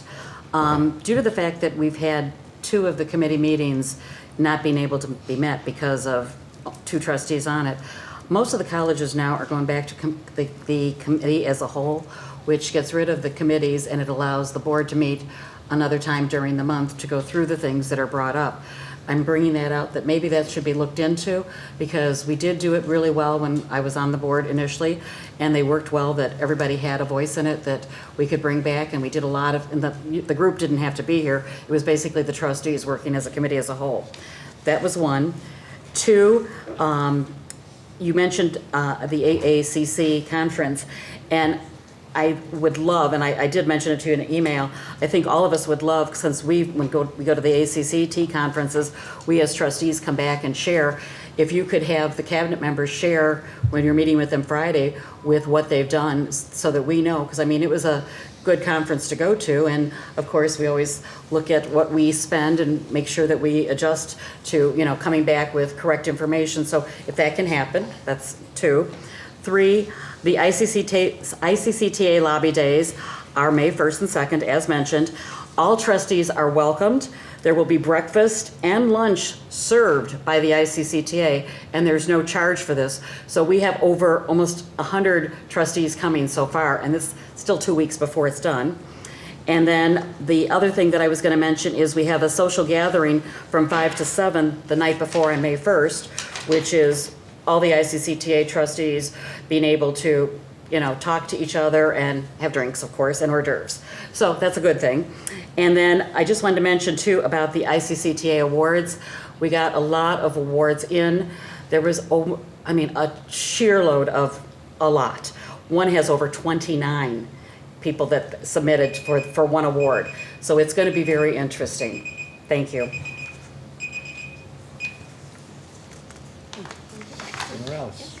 Thank you. Well, today was definitely a surprise to learn that we are now an HSI. So I just want to congratulate everyone, Dr. Irvin, for all of your work, and for your team, for your vision, Dr. Namul. And somebody mentioned earlier, Dr. Namul has always stressed that before we are employees, we are people. We are wives, daughters to our family. And it's hard for me to say this, but I know there was a lot of speculation last year because I became sick. I was diagnosed with breast cancer, and that came with a lot of uncertainties. It came with fear, mostly fear of not knowing what is your next step. I feel like April Fool's Day is like kind of special because we got our designation official as an HSI, and that day I underwent a major surgery and reconstruction. And yesterday I got my pathology report that says that I am officially in remission. So I wanted to share that.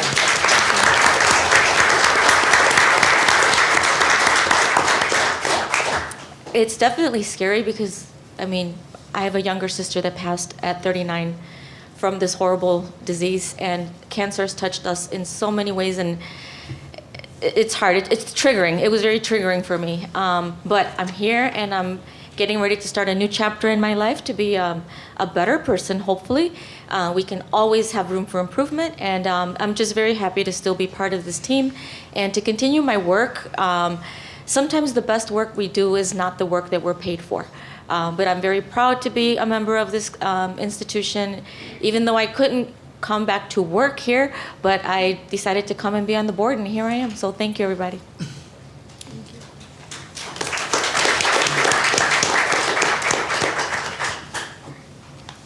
5.5, the chair report. I usually don't like giving one, but my first time on campus here was probably 20 years ago. I came in as an outside vendor. So I came in through the J&K building. I was told to avoid the big parking lot in front. It'll take you an hour to get to the print shop. I think at the time, Wanda was in the print shop, and I believe a lady named Mary were the two people working down there. But I did not get my first exciting visit walking into Building A.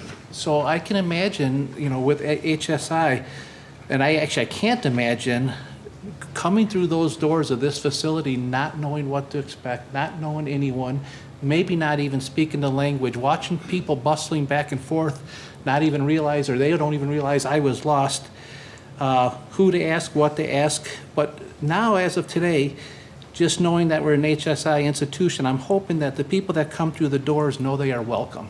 And I think that's the biggest part of this, is it's no longer just letters. There's been proof that the college has attained something very incredible. So I thank all the people that have done that.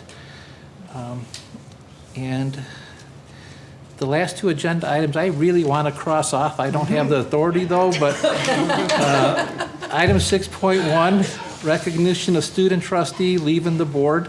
And before we go any farther than that, I also want to call out Dr. Amy Cuspa-Sims. Since I've been here, we have just had an incredible group of students that have come to these meetings representing the student body. I don't know how she finds them, because I think each one of them have been one of a kind. So we've got a lot of one-of-kinds in the hallways out there. So keep doing what you're doing.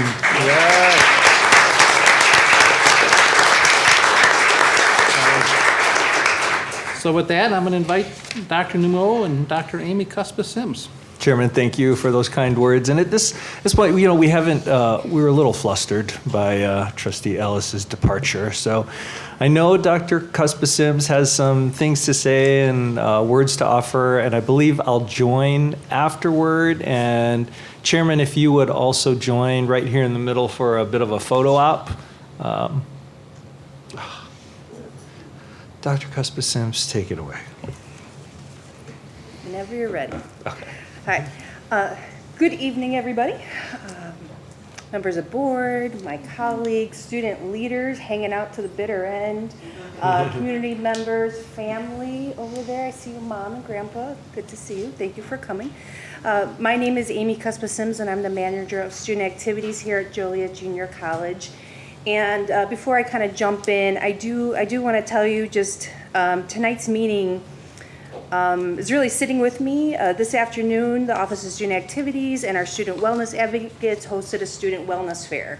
And one of the vendors, we were chit-chatting a little bit, came up to me and, introduced ourselves and how long have you been here, and a while. And then they just flat out asked the question, what makes you stay? And I just said community. And being here with all my colleagues today and hearing about all the good work one more time echoes that feeling of community and the reason that so many of us stay here and support the good work that we do for students. So thank you, all of you. But regarding tonight, one of my jobs and responsibilities is help with the segue between our student trustees from year to year. And looking for those student leaders that continue to rise to the top. And I really appreciate the opportunity because I get a chance to learn so much about our students and about so many students and their stories and their journeys. And before I jump in, I just want to say, this year, our student leaders, I need to tell you about our student leaders that they continue to take care of each other. They can show up for each other, they inspire each other, they're creative together, and they keep showing up. And it's so important for me to share because our outgoing student trustee and our incoming student trustee both have that student leader spirit. And that student leader spirit really lives in our student leader community. And I think it's important that you all know that because our club community, our student leader community is thriving here on campus. So with that being said, Aisha, on behalf of Joliet Junior College, thank you for your time and your service to all of us. I feel that I can say that your commitment to the JJC Board of Trustees, the students, and your focus for improving opportunities for students have never wavered. As both a student leader and a young professional, that you are, your values of honesty, courage to do what is right for others, compassion for your peers, and your passion for service really came through. One piece of advice I often give student leaders when they say, how do you be successful? I tell them, you have to show up. And you did, over and over again. We all saw Aisha attending meetings and trainings and participating and giving great reports. But there was a lot of behind the scenes of communication management, being prepared for things, trying to figure out where she needed to be. Don't forget about academics and your personal life. You need to be a college student too. but you still showed up and you were very busy. So thank you. I am very grateful that our journeys have come together even for just a little bit. So thank you for being a part of mine. I'm excited to see what the next chapter in your life is going to bring, and I'm looking forward to seeing all of your successes. So thank you so much, Aisha, once again.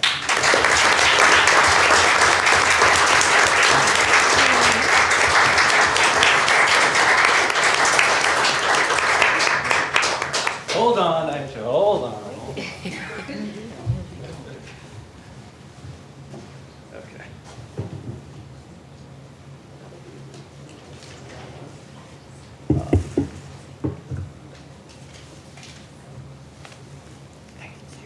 Aisha, on behalf of a very grateful institution, thank you for your tremendous contributions to Joliet Junior College.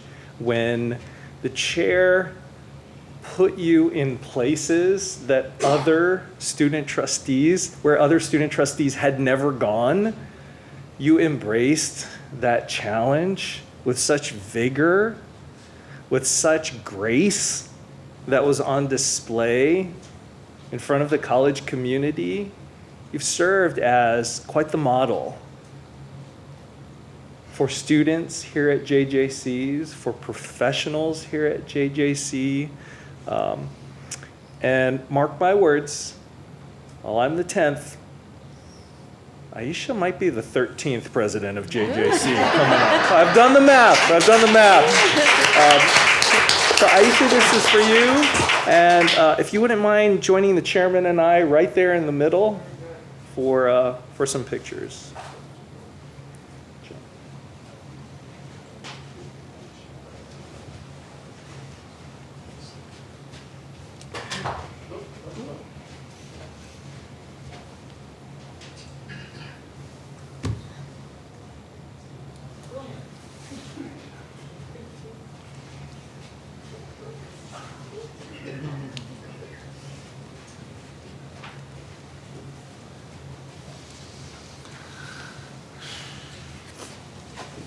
And next up, all right, I also have the honor of welcoming our incoming student trustee, Ryan Queenie. Ryan resides in Crest Hill and has had a unique journey here at JJC, starting after high school and then taking some time away to find their true passion. Returning to JJC with a focus and commitment for human services. They are currently pursuing an associate's in applied science degree with a certificate of achievement in human services. During their time at JJC, they've been an active member of student government, collegiate club council, Pride Club, and has supported many campus efforts, including Foster Palooza.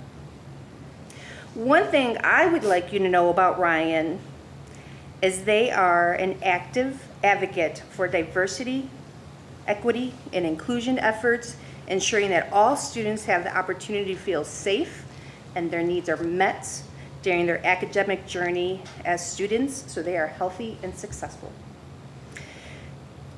During the student trustee selection process, Ryan was endorsed by their peers from student government and the collegiate club council. Ryan, many of us have seen your activism and passion, including the Office of Student Activity staff, your club advisors,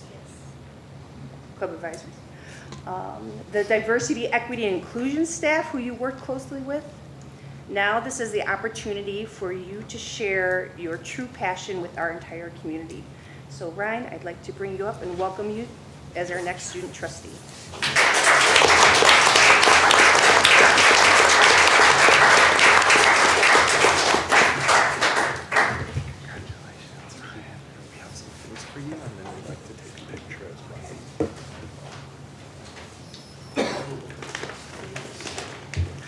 So Ryan, on behalf of the institution, welcome to your new role. I hope what you feel from us is great support as a student leader. I recognize that you're involved in so many different things and value that energy and look forward to your contributions to this Board of Trustees. And I believe the chairman's going to read you the oath. Are you ready? And then we'll do pictures following the oath, okay? All right.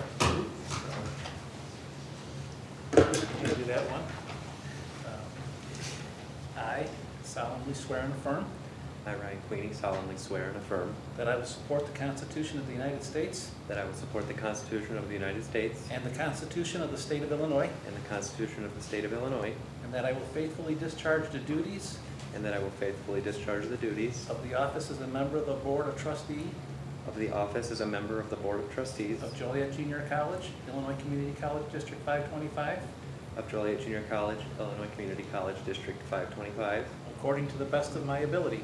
according to the best of my ability.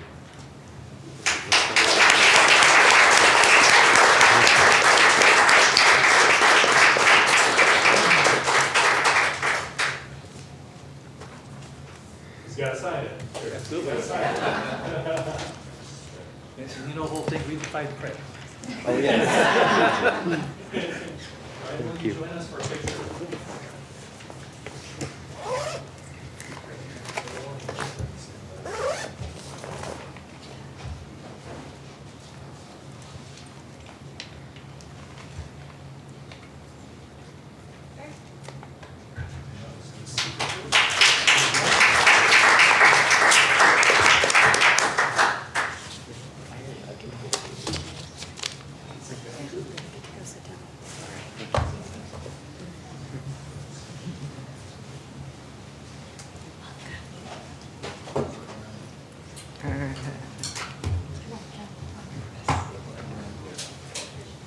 Welcome. Thank you. Welcome. Very glad to be here.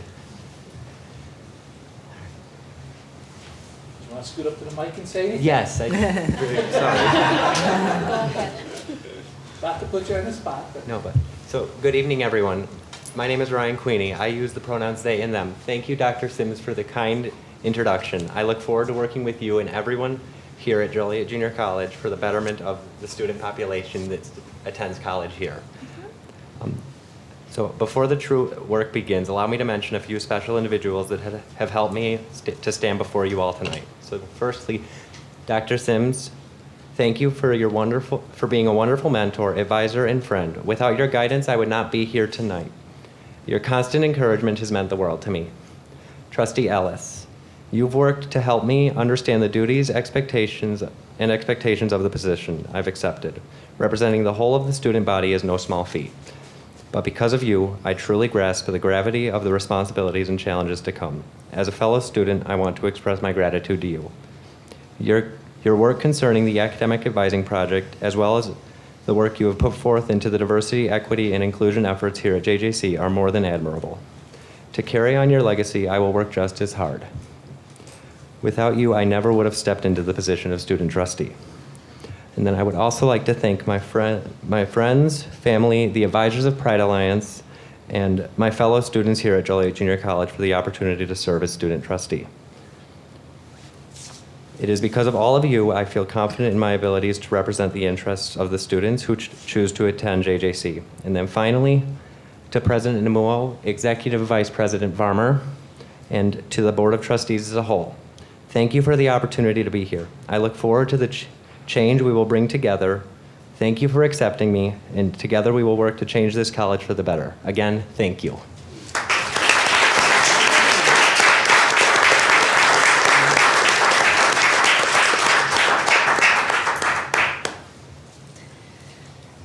All right. Item number 8.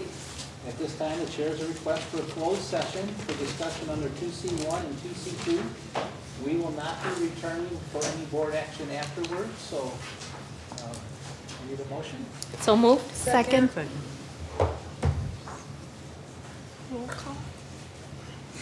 Trustee Morales? Yes. Trustee Lee? Yes. Trustee Broderick? Yes. Trustee Garcia again? Yes. Trustee Harris? Yes. Trustee Mahalik? Yes. Trustee Ellis? Oh, I'm sorry. Trustee Queenie? Yes. Trustee Bazinski? Yes. Okay. Motion to return to regular session? Yep. Second. This requires a roll call. Trustee Lee? Yes. Trustee Mahalik? Yes. Trustee Broderick? Present, yes. Trustee Garcia again? Yes. Trustee Harris? Trustee Morales? Yes. Trustee Queenie? Yes. Trustee Bazinski? Yes. Now I need a motion for adjournment. Motion to adjourn? Second. All those in favor? Aye. All those opposed? We're adjourned.